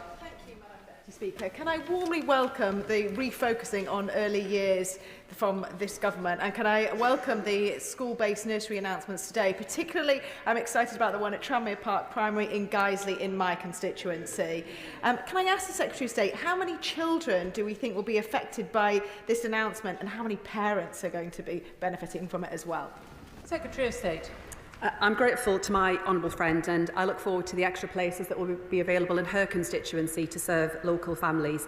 What we're setting out today will create 6,000 new childcare places, most of which we expect to be available from September 2025. So we are moving rapidly to support schools to put in place the spaces for children that we know are required. Manuela Pertegella. Thank you, Madam Deputy Speaker. And behind capital funding, what gives children the best start in life is actually the people. So early year practitioners, teachers, teaching assistants, and the early year sector is struggling with a crisis in recruitment and retention, especially in rural areas like my constituency of Stratford-on-Avon. And this leads to fewer places for children and higher costs for families. So what steps is the government taking to address the lack of resources, skills and experience in schools and other early year sectors for delivering high quality education to under 3s?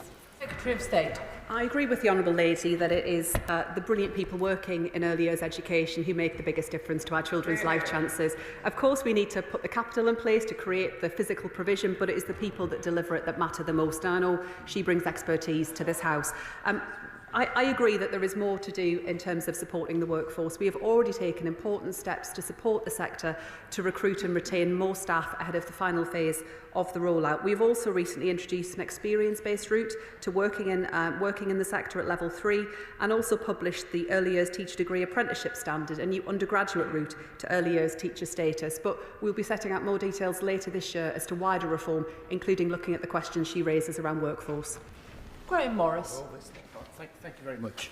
I warmly welcome this statement from my right honourable friend and neighbour, and I particularly welcome that Yordan Primary School in my constituency, which is one of the most deprived, disadvantaged communities, not just in the county but in the country, and it's tremendous news. Can the Minister outline the government's timetable and commit to expanding this scheme still further, so that parents across my constituency and others can look forward to an improvement in childcare provision? Secretary of State. I join my honourable friend in sending my best wishes to the staff at Yordan Primary School and recognise the important work that they do supporting families and children from more disadvantaged backgrounds. This is an important first step in the government's ambitious plan for change and breaking that link between background and success, and making sure that a record proportion of children start school ready to learn. So this is the first phase of what we intend to do, but there is more to come right throughout this Parliament. Julia Lopez. Deputy Speaker, on Friday I met 20 incredible women running nurseries and preschools in Havering. They contacted me because they are in utter crisis. Business rates, national insurance and wage bills are all rising, while the government caps what they're allowed to charge and then doesn't cover their costs to cover the free childcare hours being offered. Fees are going up and nurseries are now at risk of mass closure. The Education Secretary is driving private nurseries to the brink while not providing enough school-based ones to fill that gap. And I'm afraid her talk of hope is absolutely delusional. And as a parent with 2 small children who speaks regularly to the women running these nurseries, to watch those Labour backbenchers jeering the Shadow Secretary of State for asking questions is absolutely disgusting. So what urgent action is the Secretary of State taking? What urgent action is the Secretary of State taking to prevent a meltdown in childcare that's going to affect working families across this country? Madam Deputy Speaker, I too speak to early years providers, schools, nurseries, childminders right across our country on a regular basis, unlike the front bench opposite, who seem to spend most of their time complaining about announcements that this Labour government is making. And I pay tribute to the early years workforce and the staff in her constituency too for the important work that they are doing. As I have said on in a number of answers to questions, we have set out £8 billion worth of funding. Alongside that, the biggest ever uplift to the early years pupil premium and a £75 million expansion grant to create the places that are required. And that is on top of the £37 million of capital funding that I'm announcing today. Natasha Irons. Thank you, Madam Deputy Speaker, and can I welcome this government's continued opportunity to breaking down barriers to opportunity, and can I welcome the investment in the nurseries at Monk's Orchard Primary School and Fairchilds Primary School in my constituency. When I visited Fairchilds earlier in the year, I know that this money will go to very good use. So does the Secretary of State agree with me that accessible childcare is essential support for all families, but can she also outline how today's announcement will help to boost household incomes? Secretary of State. Absolutely, and I'm delighted that my honourable friend has been able to see it firsthand in her constituency in Croydon the impact that this will make to families. This will support us in ensuring that a record proportion of children arrive at school ready to learn, and this will make a significant difference in supporting families and child development. But critically, as she identifies, this will also put more money back directly into parents' pockets. £7,500 is the figure, Madam Deputy Speaker. Helen Maguire. Thank you, Madam Deputy Speaker, and I welcome the Government's announcement today. But not every parent needs a full childcare place. Many just need somewhere to go with their child, especially in the early months, as parenting can be an isolating and overwhelming experience. So what is the government doing to support community-based options like 1 o'clock clubs and the Sure Start centres, which provide vital spaces for parents and children alike? I agree about the importance of family support services, especially for our youngest children. And the Honourable Lady mentioned Sure Start. That was a proud achievement of the last Labour government. And I have to say, it was when her party were in coalition with the Conservatives that we saw Sure Start centres close right across the country. But she makes a fair point about the support that is required in those early years, and that's why we are doing more and will do more in the months ahead to make sure that whilst earlier access to early education is a critical part of what many families want to see, alongside that access to high quality health visiting, alongside access to speech and language support, community provision too is critical, and that's why I'm working very closely with the Health Secretary to ensure that all families have got good access to both education, health and care services too. Damien Egan. Thank you, Madam Deputy Speaker. I'd like to express my gratitude and welcome this news today. We've got 2 new nurseries that will be opening in Bristol North East, the Tyning School in Staple Hill and Avanti Gardens in Fish Ponds. Both areas where we've got lots of young families but not enough nursery provision. So I'd just like to ask the Secretary of State if she can reassure other families in Bristol North East and across the country that this is just the start, and under a Labour government we'll see lots of nursery places open. I'm grateful to my honourable friend. Parents in his constituency in Bristol North East will be able to benefit now from the expansion of school-based nurseries, but this is just the start. And alongside the expansion that we're setting out in primary schools, we are also working very closely with private and voluntary providers and with childminders to deliver the places that families in his constituency and across the country were promised by the party opposite, but this Labour government will deliver. Alison Bennett. Thank you, Madam Deputy Speaker. Emma, who runs a nursery in the small village of Sayers Common in my Mid-Sussex constituency, wrote to me recently about the impact of national insurance rises. I recognise that this announcement today will focus upon really deprived areas, and in West Sussex I can see that there are 2 primary schools in Crawley in particular. That's a town with proper deprivation, but deprivation also exists in rural areas. I'm worried that this announcement is giving with one hand into deprived urban areas but taking away by hammering nurseries with increased national insurance contributions in our rural villages. Secretary of State. I can assure the Honourable Lady that the list of those schools announced today cover constituencies the length and breadth of our country, serving constituencies both urban and rural. And I do recognise the question that she raises around ensuring there is good, adequate provision in our rural communities as well. And if she wants to share Emma's letter and experiences with me, I'd be happy to respond. Mary Glindon. Thank you, Madam Deputy Speaker. And I'd like to thank the Secretary of State for investing in Battle Hill Primary School in the ward where I live and where I was proud to be a school governor for 20 years. Does she agree with me that investing in nurseries in deprived areas like Battle Hill is essential to very young children to get a good start to their education journey? I agree with my honourable friend. It is where we will make the biggest difference to children's life chances, because all of the evidence is clear that where gaps open up early, they endure into the long run, and it has a lasting impact on children's ability to do well at school, to get good GCSEs and actually their earnings potential into the future. And I pay tribute to my honourable friend for the work that she has done over many years to support her community, including as a school governor. Vicky Slade.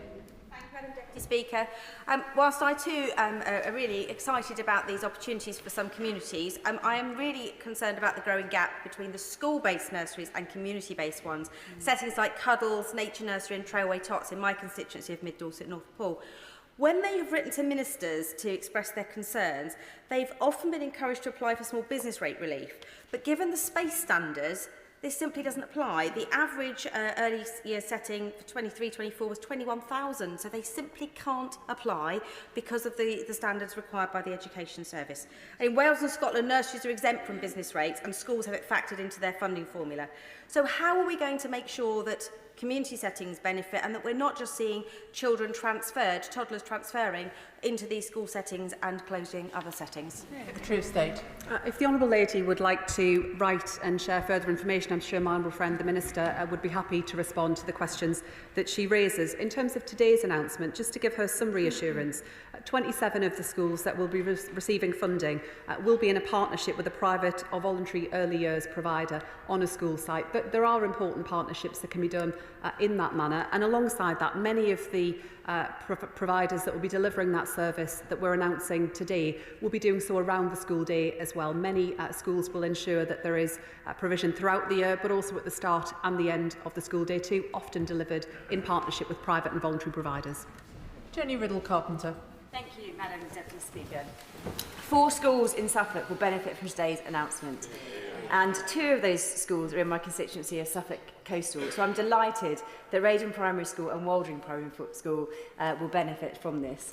Does the Minister agree with me that this new scheme will directly benefit rural constituencies like Suffolk Coastal, where nursery provision is even more challenging to access for families and for working families than our urban neighbours?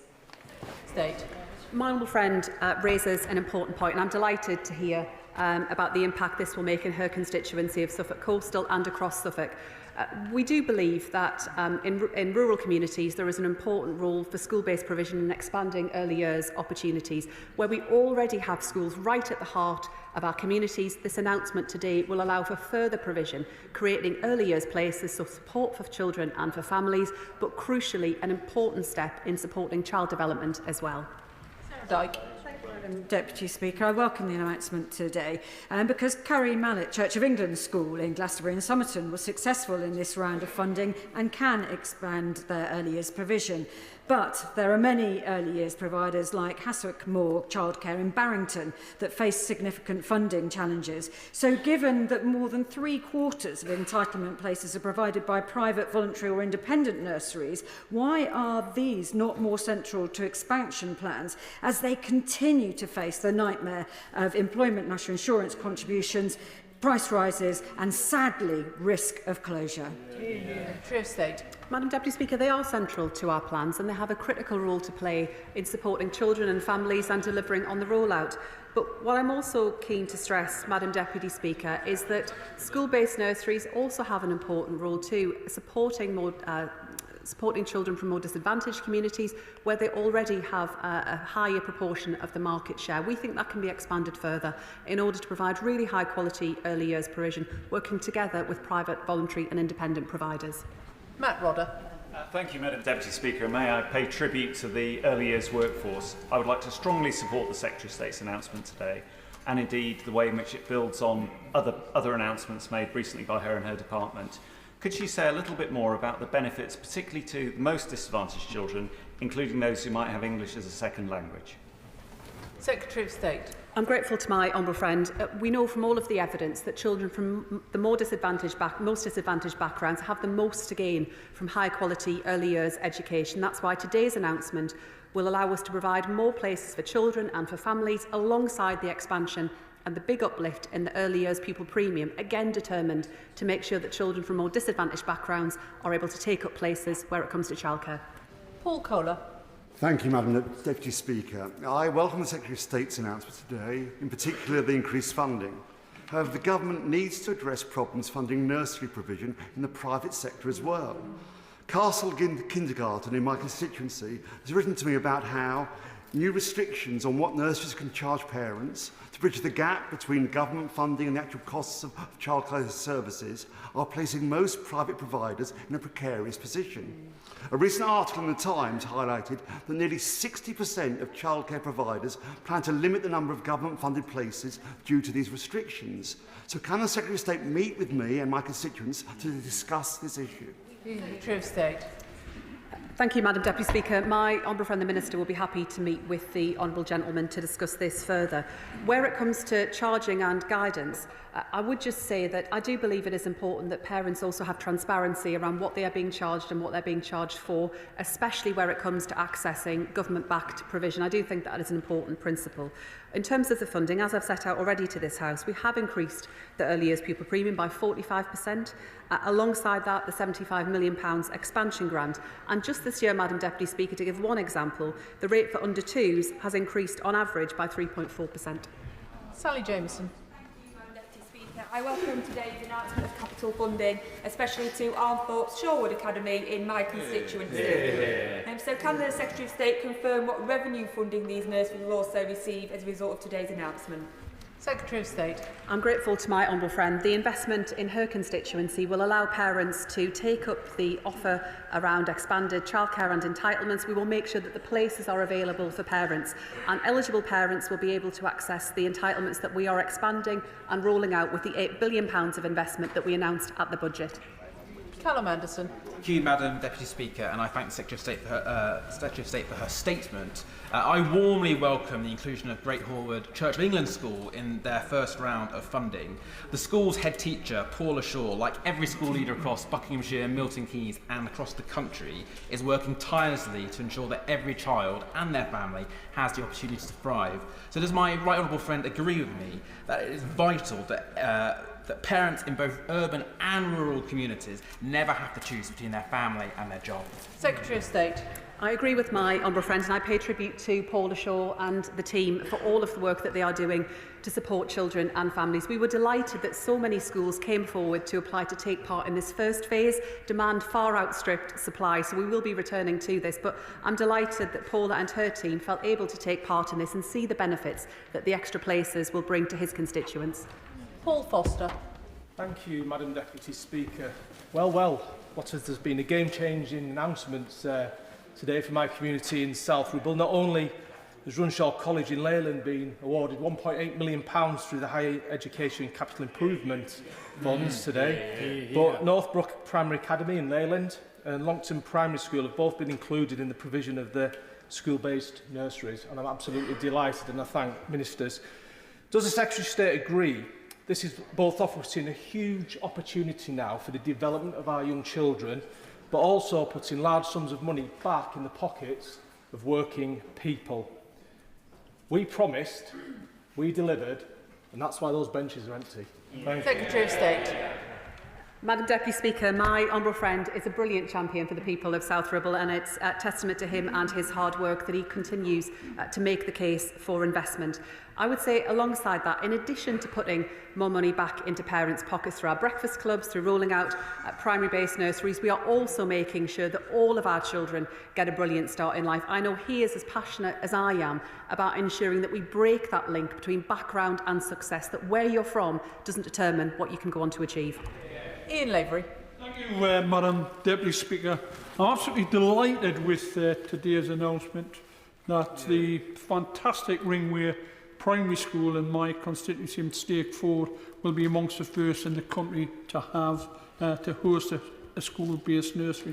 This, combined with a much-needed and long-in-the-planning rebuild of the school facilities, will have a huge impact, an immeasurable impact on the life chances of young people in my area. Does my honourable friend agree with me that investments of this nature, mainly in socially deprived areas, will be of huge importance, and will she commit to rolling out further such schemes in my patch as soon as possible? Secretary of State. Madam Deputy Speaker, my honourable friend can be assured that where the Early Adopters Breakfast Clubs programme was just the start of a national rollout, to give one example, and I'm delighted that Ringway in his constituency are part of the first phase of our primary-based nurseries, school-based nurseries programme, and absolutely we are determined to ensure that there is more provision right across our country. In terms of those announced today, 34% will be serving communities that experience disadvantage. It is important that we ensure that all families right across our country are able to take up childcare and early years provision, and it's critical that we deliver those places, and that's why today's announcement of £37 million of capital investment, including in his constituency, will be a critical part of that. Chris Vince. Thank you, Madam Deputy Speaker, and I thank the Secretary of State for her statement today. I had the opportunity to visit Durand's primary school in my constituency only last week and saw the incredible work they were doing, supporting young people and showing them the value of having community pride and also the importance of oracy. And I have to say, they gave their local MP a very good drilling. And I'm delighted that Durand's will be one of the 300 schools to deliver on our pledge of a new school-based surgery. Can I ask the Secretary of State how this will benefit children and parents in my constituency and add to my honourable friend's pledge ask for more in Harlow? Thank you, Madam Deputy Speaker. I join with my honourable friend in paying tribute to the team at Gerrans for their amazing work in giving our children the best start in life, and I'm delighted that they were able to bid to take part in this scheme. The announcements that I'm setting out today and the announcements that we have made across government are putting more money back into parents' pockets, but also making sure that all of our children get a brilliant start in life, alongside giving parents extra choices where it comes to the working hours that best fit their family circumstances. Luke Akers. Thank you, Madam Deputy Speaker. I welcome the Secretary of State's announcement that 7 new school-based nurseries will be established in County Durham, including 1 at Bloemfontein Primary School in my constituency. The head teacher there has said this will transform unused space at the school and help address the current shortage of nursery spaces in our area. Does the Secretary of State agree with me that parents in Craghead and beyond in North Durham will benefit from cheaper childcare through these new school-based nurseries? I'm grateful to my honourable friend. Parents right across County Durham, as he sets out, will be able to benefit from higher quality, more available and more affordable childcare. We're putting money back into parents' pockets, but we are also providing the places that are required across our country, and that includes in communities that we know have the most to gain from high quality early years provision. We know that it is children from more disadvantaged backgrounds who make the greatest gain when they can access early years education, and that is the difference that this Labour government is making. Deirdre Costigan. Thank you, Madam Deputy Speaker. Can I thank the Secretary of State for today's announcement, which includes funding for more nursery places at Allenby Primary School in Ealing Southall, saving local families an average of £7,500 a year in childcare costs.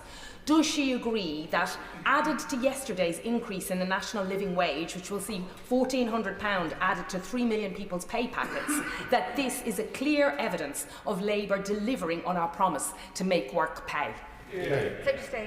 I agree with my honourable friend, and I join her in sending my best wishes to Allenby, who are taking part in our first phase. She is right that this is the difference a Labour government is making, supporting working families, putting more money back into their pockets, the record pay rise that was delivered yesterday, but alongside that, a crucial focus on making sure that in the early years, our children get all of the support that they deserve to break that link between background and success. Terry Jeremy. Much, Madam Deputy Speaker. Swaffham is a small market town in my rural southwest Norfolk constituency.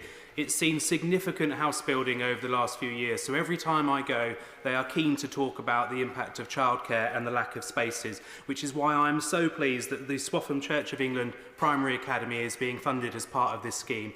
Can I warmly invite the Secretary of State to Swaffham to see what an impact, a positive impact, this policy is having on a rural community like mine? Secretary of State. My honourable friend raises an important point, which is that where we see housing development and where we see changes taking place, we ensure that we've got high quality childcare and early years provision running alongside that. And as a part of that process, through the bidding that schools were able to take part in, we did consider questions around local need, and I'm delighted that Swaffham will be taking part. But either I or my honourable friend will be happy to try and visit to see the provision, perhaps when it's up and running. Jodie Gosling. Thank you, Madam Deputy Speaker. I cannot be more pleased to welcome this news today. As a previous nursery manager, I understand the need to ensure that all children have the very best start.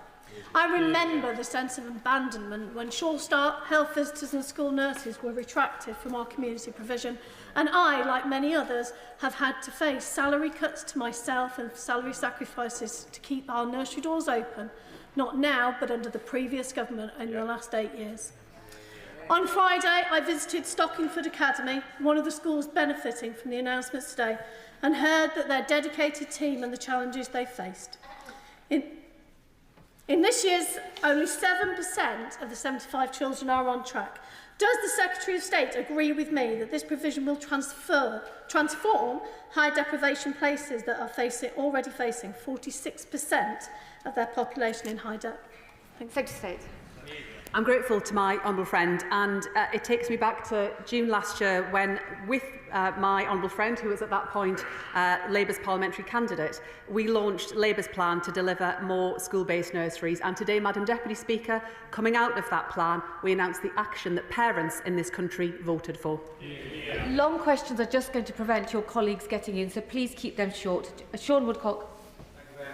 Deputy Speaker, in response to my honourable friend Member for Bootle, I actually think there's fewer members on the benches opposite than there are pages in the book of The Very Hungry Caterpillar, which says everything about where they're coming from. Mr Speaker, I'm really grateful to the Secretary of State for her statement and for the fact that my constituency of Banbury, the town of Chipping Norton, will be getting one of the first 300 announced today.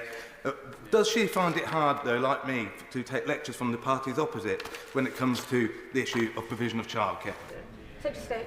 Madam Deputy Speaker, yes, it is this Labour government that is getting on and delivering the childcare places that parents across our country want to see, including in his constituency in Banbury. And I know how hard he works for his constituents to make sure their voices are heard in this place, a real champion for local families.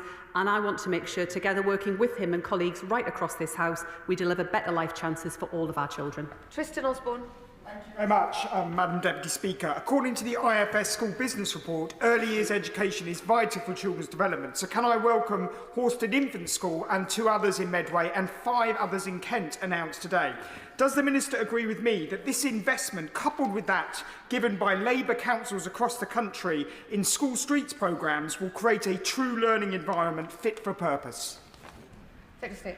I join with my honourable friend, and I welcome the important contribution that Horsted and his constituency will be playing as a part of this scheme. I agree we have to do a lot more as a country to make sure that all of our children get a brilliant range of experiences, including in their early years, with the highest quality provision. And today's announcement takes us a step further forward to that reality. James Asser. Madam Deputy Speaker, the Secretary of State said in her announcement that many of these school-based nurseries will be in places with the greatest need. That's certainly the case in my constituency, and I'm very grateful that Portway Primary in West Ham has been included. I have said in this House before that my constituents don't lack ambition, they lack opportunity, and I think education is the golden ticket to open that opportunity. Could the Secretary of State therefore agree with me that nurseries not only provide opportunities for children but for adults, and could she assure us that as the programme is rolled out, the focus will remain on tackling those areas of need, not just educational but economic and other forms of deprivation too? The expanded provision at Portway in his constituency will make a big difference, as he says, to supporting parents with work opportunities, to have more money in their pockets, to take on the hours that suit them. But critically, it will allow us to provide more support for children, including those from disadvantaged backgrounds and including right across his constituency. Helen Moo. Whereas, Madam Deputy Speaker, Tralee Primary School sits at the heart of my Campbell, Redruth and Hale constituency. It's surrounded by an area that suffers from profound levels of poverty and deprivation. If ever there was an area that needed some good news on early years, it is this, after the shameful neglect by the previous government. Does the Minister agree with me that new childcare places in new and expanded nurseries, including Tralee Primary School, will help children from the most deprived backgrounds achieve the best start in life after life chances of children from deprived backgrounds were ignored by the party opposite for years? Madam Deputy Speaker, my honourable friend raises an important point about the impact that this will have. On average, 40% of the overall gap between disadvantaged 16-year-olds and their peers has already emerged by the age of 5. That is why it is critical that we invest in the early years, where we give more children the best possible start in life. And today's announcement will create much needed quality early years provision and places, including in his constituency. Sam Carling. I enormously welcome the government's decision to introduce these 300 new government-funded school-based nurseries. Particularly delighted that one of them will be in the Hampton Vale Primary School in my North West Cambridgeshire constituency. Does the Secretary of State agree with me that these new nurseries will make a real difference to families in my constituency and across the country by saving them up to £7,500? Secretary of State. Yes, Madam Deputy Speaker, the announcement today will support parents to save up to £7,500 a year. It will put more money back into parents' pockets, and taken together with our commitment to roll out 750 free breakfast clubs from later on this month, this is a Labour government that is on the side of working parents. Josh Newbury. Thank you very much, Madam Deputy Speaker. The announcement of a new school-based nursery at the Heath Hayes Primary Academy in my Cannock Chase constituency is very welcome and shows that this Labour government is keeping its promises and delivering for parents and children. With capacity being very stretched in Heath Hayes, this capital investment is very welcome. As a parent of a child who benefited hugely from a school nursery, would my right honourable friend agree that school-based nurseries set children up perfectly for going into reception? I agree with my honourable friend, and I've seen for myself the impact it has. Often for parents where they already have older children at the school, it makes that eases that start in reception year from nursery into reception. It sets up children to succeed.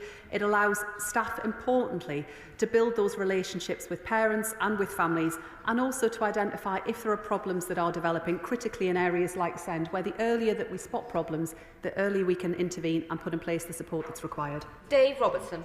Thank you, Madam Deputy Speaker. Can I thank the Secretary of State for her announcement today, because this is an investment in early years, which is an investment in the future of our communities. And in my Lichfield constituency, an investment of hundreds of thousands of pounds at Spring Hill Primary Academy in Burntwood, Boney Hay Primary Academy in Burntwood, and St Stephen's Primary in Fradley. These schools do amazing work in supporting the next generation. This money will be used to renovate facilities, give children a better environment to start their learning in, expand the number of places and help provide that 30 hours of free childcare that working parents so desperately need. Can I put on record my thanks for these schools, and can I ask if the Secretary of State will join me in visiting schools and celebrating the wonderful work that he's done? Just say yes, Secretary of State. I will do my very best to make a visit to Lichfield and see the fantastic provision, and critically to see the brilliant work that he is doing to champion local schools and nurseries in his constituency. Marcus Campbell-Savers. Thank you, Madam Deputy Speaker. On these benches, we recognise that school-based childcare offers some of the best childcare. And I welcome the statement from the Secretary of State today, which means the government will be supporting the expansion of the rural nursery at Paddle School near Cockermouth. Could the Secretary of State share with the House how these plans will help parents get into work? Secretary of State. My honourable friend knows better than most the importance of providing high quality provision, including in rural communities, to avoid parents having to travel considerable distances. And the announcement today will make a big difference in his constituency and in constituencies across the country. We also saw, through applications to this scheme, real demand. We had over 640 schools applying to take part, so a big demand that's there, and that's something we want to take forward in future phases, including in rural communities. Josh Simons. Thank you, Madam Deputy Speaker. After a night of little sleep, I'm feeling something that many have said in this chamber before. Being a parent in this country is too exhausting and too expensive. That's why on Friday I'm hosting a coffee morning targeted at dads with former Wigan Warriors players and Andy's Man's Club. It's also why I am so delighted that down the road, Hindley Green Community Primary and Hindley St Peter's will benefit from this government's investment in new nurseries. That is this Labour government investing in working families that I represent. So can I thank the Secretary of State for that and ask her about the timeline for rolling out this scheme to further schools that I represent in my constituency? I'm grateful to my honourable friend for the work that he is doing to support local families, and also the work he is doing to support dads, because becoming a parent for the first time can be a daunting experience for new mothers, but it can also be daunting for fathers too, and they need support as well, so I pay tribute to him. This is the first phase of our announcement, Madam Deputy Speaker. We will draw on the experience of those schools that take part in the first phase as we take forward future phases, and this will create 6,000 new places that will be available, the majority of which will be available from September 2025. That is the difference that a Labour government is making. Dan Aldridge. Thank you, Madam Deputy Speaker. I am so excited to hear about the nursery at St Anne's Church Academy in Weston-super-Mare, especially from the dispatch box today. People like Julie McCallum at Play and Learn in Whirl have shouldered the burdens of the previous government's evisceration of early years and their lack of strategy on this. So would the Secretary of State join me in thanking so many early years practitioners across my constituency and the UK for their tireless work to give our children the best start possible?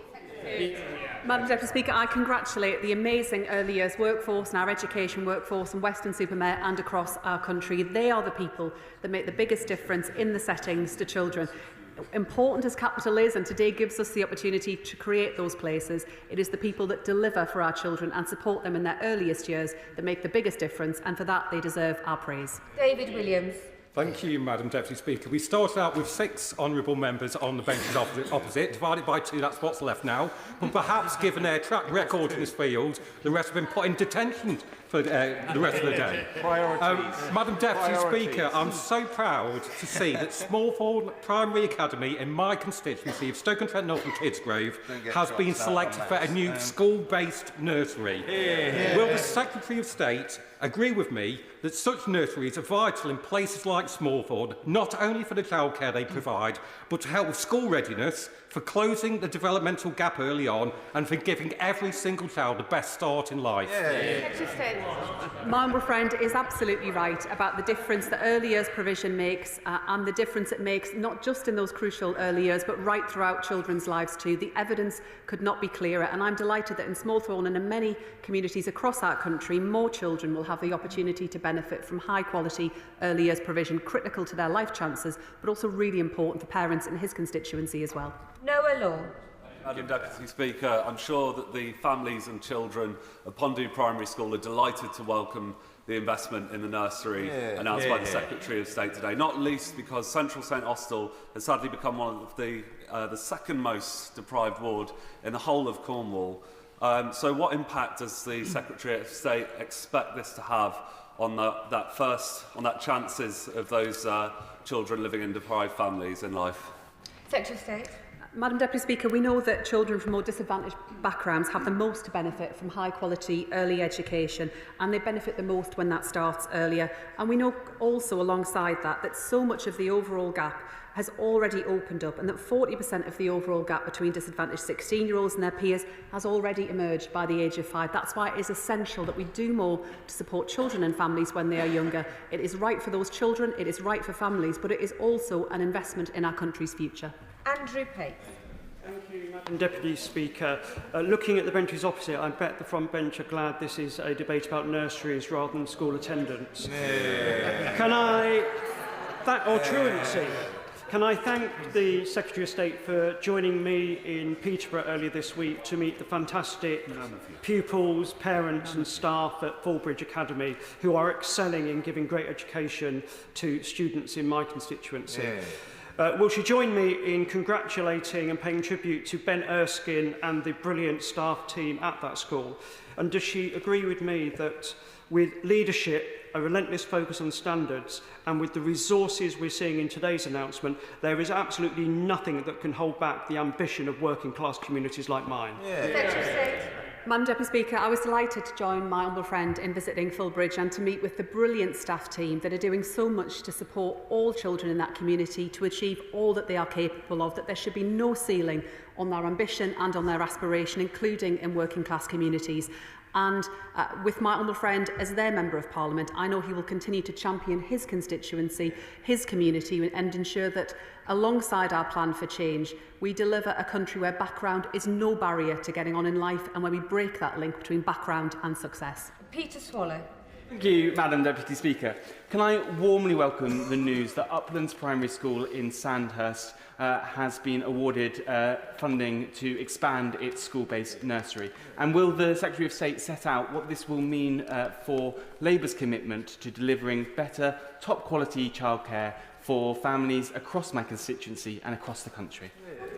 Secretary of State. I'm grateful to my honourable friend. We want to make sure as a government, as a Labour government, that families are able to access childcare support because it is important in terms of families' work choices, but critically around children's development as well.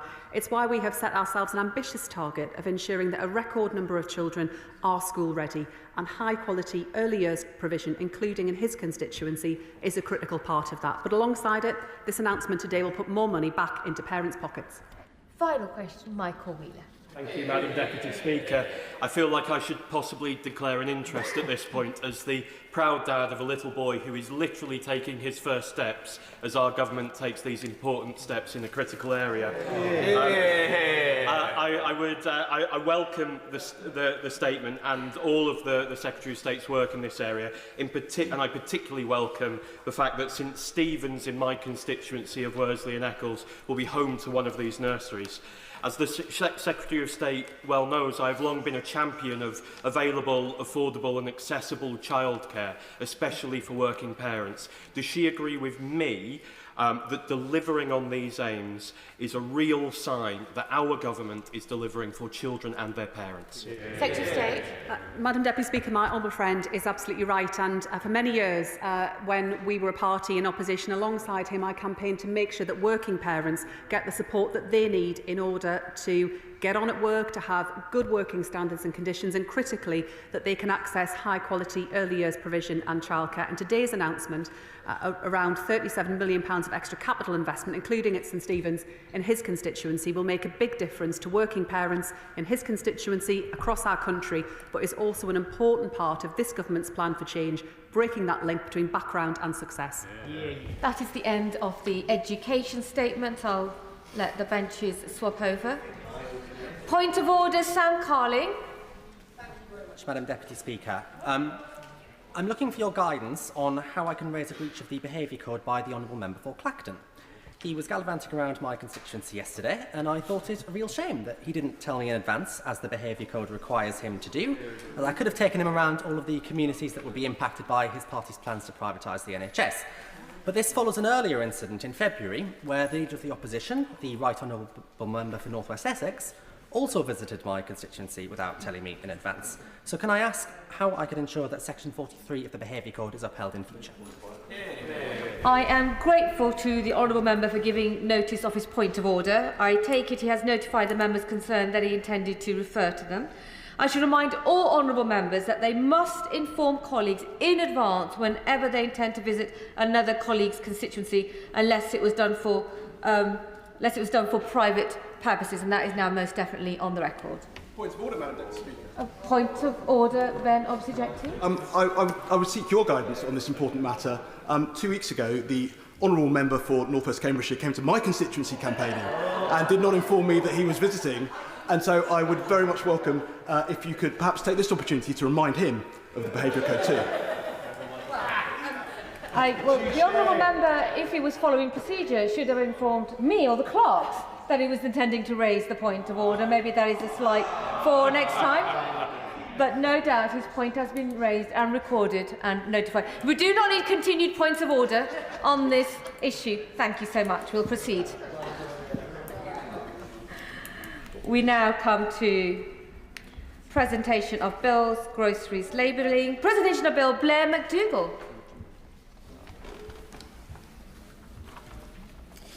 Groceries labelling size reduction bill. Second reading, what day? 11th of July, please. 11th of July. You hesitated. 11th of July. 11th of July. Well done, well done. We now come to the 10-minute rule motion, cooperative housing tenure. 10-minute rule motion, Andrew Pates. I feel I should sit down immediately after that, Chair. No. Thank you, Madam Deputy Speaker. I beg to move that leave be given to bring in a bill to make provision that occupiers of dwellings owned by certain forms of cooperatives shall occupy those dwellings by virtue of their membership of the cooperative and not as tenants under any other type of property interest, and to make provision for cooperative tenure for the rights and obligations of the cooperative and its members and for connected purposes. Yeah. Madam Deputy Speaker, it is my privilege and my pleasure to introduce this bill. I have always had cooperative values in my bones. It is not far from the mark to say I was born in the co-op. It certainly fed, clothed and provided essential goods to me in my early years, and I've taken those values with me throughout my life. For 6 years, I served as a director of the Cooperative Development Society, supporting community housing projects and cooperatives across the country. Cooperative housing is more than just an idea. Despite the significant barriers they face, there are hundreds of cooperative housing projects across the country, a number that is growing. Just last week, I was lucky enough to visit Coin Street, just over the river in Waterloo. 40 years ago, the Coin Street community builders came together to fight against the rapid development and commercialisation of unaffordable housing here in London, which was leading not just to unaffordable housing, but the total collapse of the community around them. Shops, schools, community spaces, all closing. They fought hard to buy the land and build a new housing cooperative on the banks of the Thames. Today, there are over 4 housing cooperatives at Coin Street, all managed by their residents, many of whom have lived there for decades. These are more than just homes. For the people who live there, they are the routes to training, education, decision-making and genuine power. Madam Deputy Speaker, this is housing done differently. For too many people, you see, housing is something they have little control over. Working people have been faced with a housing sector that is broken and have little opportunity to change it. Power has felt very distant from communities for too long when it comes to housing.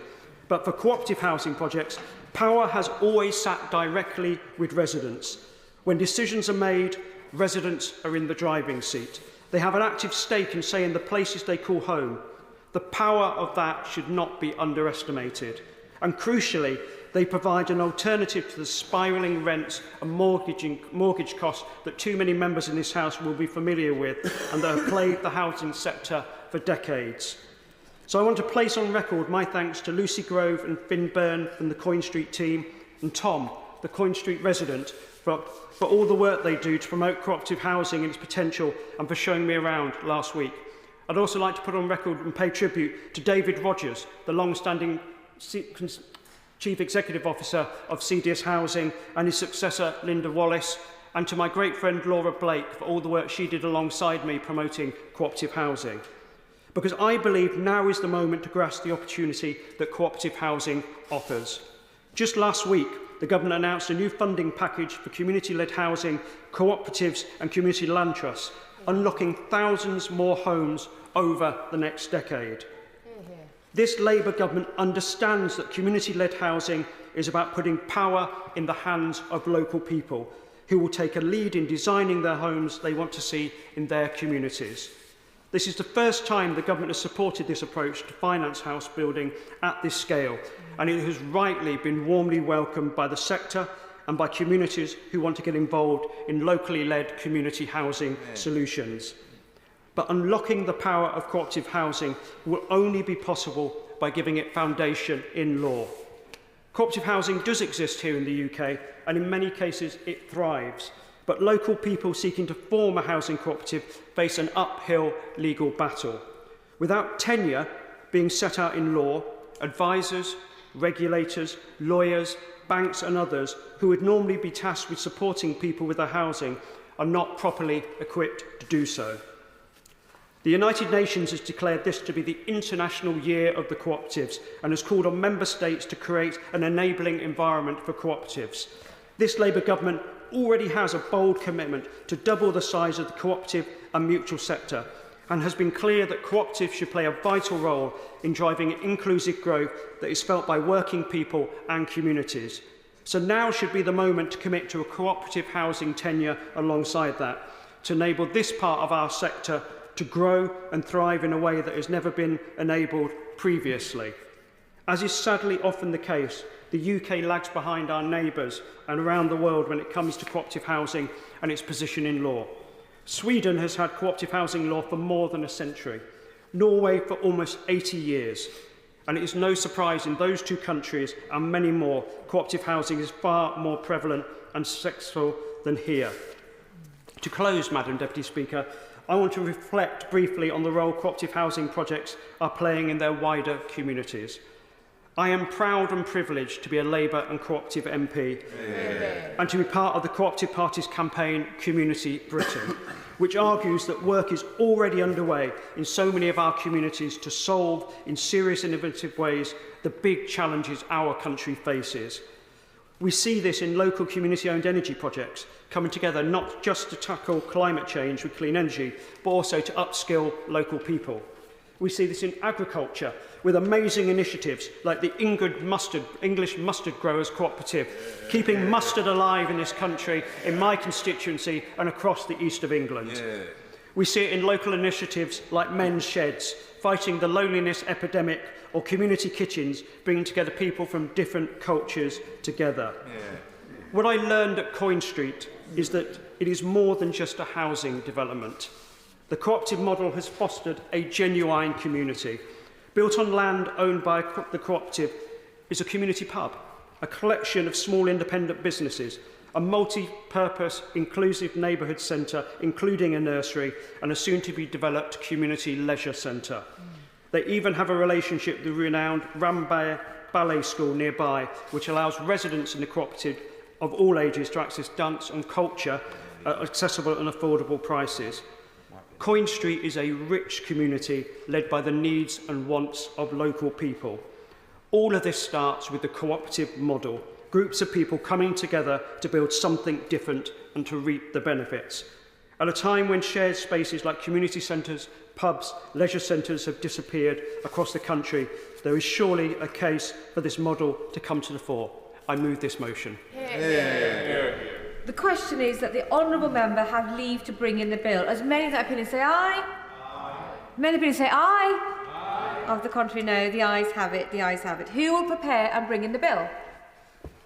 The names are Helena Dollamore, Dame Meg Hillier, Paul Waugh, Preet Gill, Stella Creasy, Alice MacDonald, Gareth Snell, Florence Eshalomi, Sarah Hall, Alex Sobel, Rachel Blake and myself. Andrew Pates.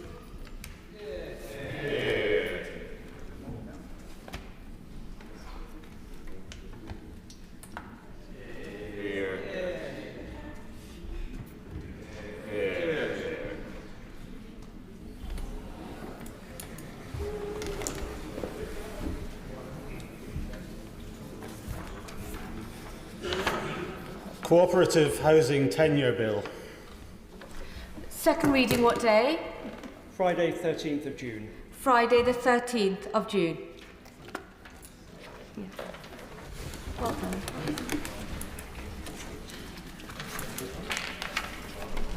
Right, we now continue with the business of the day. Motion number 2 on infrastructure planning. I call the Minister to move the motion. Minister. Thank you, Madam Deputy Speaker. Good afternoon. I beg to move that the draft Infrastructure Planning Onshore Wind and Solar Generation Order 2025, which was laid before the House on the 10th of March, be approved. This instrument is another important step in supporting the deployment of onshore wind and solar, which are critical to achieving the Government's mission for clean power by 2030. An effective planning system is key to unlocking the new infrastructure our country needs to deliver our energy security and resilience. It is important that planning applications are determined through an appropriate planning route that reflects a project's size, impact and complexity, where potential issues are identified and mitigated as necessary. The Nationally Significant Infrastructure Projects, or NSIP regime, is governed by the Planning Act 2008, where decisions on development consent are made by the Secretary of State for the Department of Energy Security and Net Zero. The NSIP regime applies to larger projects with a megawatt threshold determining which energy generating projects are deemed nationally significant. Following submission into the NSIP process, an extensive examination period will commence where interested parties, including local authorities, people of office and the general public, can make written or oral representations to the examination. This ensures that the voices of communities are heard during the decision-making process. Until recently, I will give them. Wait, rather than traducing what remains of our countryside, what assessment has the Minister made of the UK-Morocco power project run by Xlinks that would deliver 11.5 gigawatts of energy, therefore powering up around about 8% of our grid needs? It would seem that the block to this isn't the Moroccan government and isn't the governments of countries through whose territorial seas the cable would pass, but resides instead in Whitehall. And what's the Minister doing about it? Well, I first of all pay credit to the Honourable Gentleman for the ingenious way he brought that into a debate on solar and wind in the UK. But he raises a good point that we are looking at the detail, of course, of a proposal from a private company that's been put forward, and I'm not going to say anything more on the floor of the House. I've given way already. I'll come back to the statutory instrument that's in front of us today. Until recently, the de facto ban on onshore wind generation in England, introduced by the party opposite, limited phased deployment of onshore wind in England. These changes to the planning legislation introduced set an almost impossible bar to meet, resulting in the pipeline of projects shrinking by over 90%, with less than 40 megawatts of onshore wind generation consented and becoming operational in the intervening period.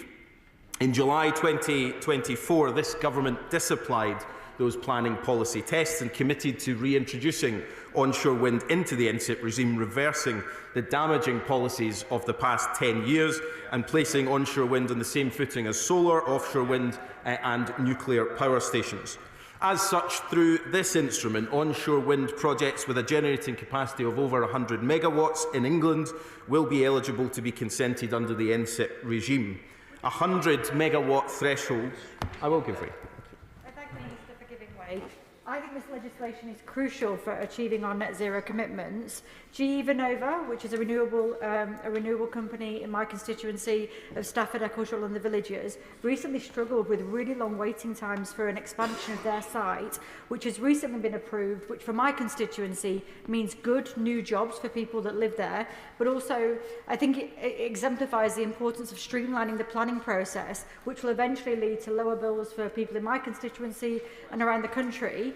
Would the Minister agree with me that this is integral to developing the jobs we need across the country, but also would he like to come and visit GE Vernova with me in my constituency? Well, I thank my honourable friend for that warm invitation. Of course, I'll consider it, and I'm sure I look forward to visiting her constituency at some point in the future. And she makes, of course, an extremely important point that the challenges that we're dealing with through reform to the planning system and through processes like this is that for too long, infrastructure that is incredibly important for our energy security has been held back by delays and by dither in the process. We want to sweep that away and move forward much quicker. And the prize, of course, is energy security, but also, as she rightly points out, jobs and investments in communities right across the country as well. I'll give way and then I need to make some progress. The Minister for giving way. He talks about our energy security. What will increase our energy security is issuing new oil and gas licences so we can do more homegrown energy here. Why won't the Minister change his policy on that? Well, we really are stretching this debate, but I'm very happy to discuss the point, because of course we've raised this point on a number of occasions, and the answer is always the same: that it's not delivering our energy security at the moment. We have said very clearly oil and gas plays a crucial role in our energy mix now. It will continue to play for decades to come, but the North Sea is already in transition, and the reality of the past 10 years under the party opposite was more than 70,000 jobs lost with no plan for how to deal with that. We are determined to deliver on the transition and to deliver our energy security, which gets us off the roller coaster of fossil fuel prices that we're all still facing. I'm going to make a little bit of progress and I'll come back to the honourable gentleman, because although we have 90 minutes, I'm conscious of time. So as such, this instrument is around making sure that onshore wind projects in England of a capacity over 100 megawatts will be eligible to be consented under the regime. It reflects advances in turbine technology over the last decade, with modern turbines larger and more powerful. Reintroducing onshore wind into the NSIP regime will provide an appropriate route for nationally significant projects seeking planning consent, where they are of a scale and complexity that local impacts can be carefully balanced against the national benefits and meeting the UK's wider decarbonisation goals. This will provide greater confidence for developers and grow the pipeline of potential projects in England once again. I'll give way to the honourable gentleman who's so enthusiastic. Yeah, I'm extremely grateful, Madam Deputy Speaker, to the Minister for giving way. He talks about national impact, and I just wonder what provision he was making in this, in these regulations for protected national landscapes. As he, I'm sure, will know, some of the, frankly, windiest places in the UK are often some of our most beautiful. So whether it's the hills and mountains of our national parks, or indeed the downs of our national landscape, like my constituency, the North Wessex Downs, what was an AONB but now a national landscape, and many of my residents are concerned that he's quite right. These huge turbines that we're now seeing developed are likely to mean that certainly for most of our lifetimes we will lose that landscape to these new developments. will this system still encompass consideration of protected landscape and make sure that it stays as it is for future generations? The honourable gentleman does raise an important point, and as I've always said from this dispatch box in this job, there is a balance to be struck here where we need to build nationally important infrastructure, and that does mean much more wind in England to match the significant amount of onshore wind that's been built in Scotland, for example, over the past few years, including not far from my constituency. But there's a balance to be struck around protecting land as well, and even if we build the significant number of projects that are needed, there will still be protections for land in the cases that he raises, and the balance it allows through the planning system for those considerations to be taken into account. We already, for example, in the NSIP regime have nuclear, have solar as part of that. We're saying that onshore wind, that the ban introduced by the party opposite was not a rational decision, and we're bringing that back into this process. Well, the Shadow Minister says it was absolutely rational. His own former Minister said it was always mad, and I think we should just remember that not everybody in that party, including, I suspect, the Honourable Gentleman, agrees with that. However, let me come to the second part of this statutory instrument on the question of solar. Solar has been subject to a 50 megawatt NSIP threshold since it was originally set out in the 2008 Planning Act. However, much like onshore wind, solar panel technology has seen significant advances in efficiency, enabling a greater megawatt yield per site. Evidence suggests that the 50 megawatt threshold is now causing a market distortion. Under modern technology, mid-sized generating stations now have a generating capacity greater than 50 megawatts and therefore fall within the NSIP regime. This is likely to be disproportionate to their size, scale and impact. This has resulted in a large amount of ground-mounted solar projects entering the planning system and artificially capping their capacity at just below the 50 megawatt threshold, leading to the potentially inefficient use of sites and grid connections. Will you give way? I will give way. I thank the Minister for giving way. The approach set out today is a continuation of the Minister's work to build the clean energy infrastructure that this country needs. And I agree that the capacity threshold and reintroduction of onshore wind generated stations into the definition of national significant infrastructure projects will help deliver the triple benefits of decarbonisation, energy security and job creation. But as the Minister knows, Cornwall is a leader in the rollout of onshore and solar energy. Does he agree with me that this legislation will further opportunities for renewable energy growth across Cornwall that would have just been ignored by the flat earth climate change deniers in the Conservative Party?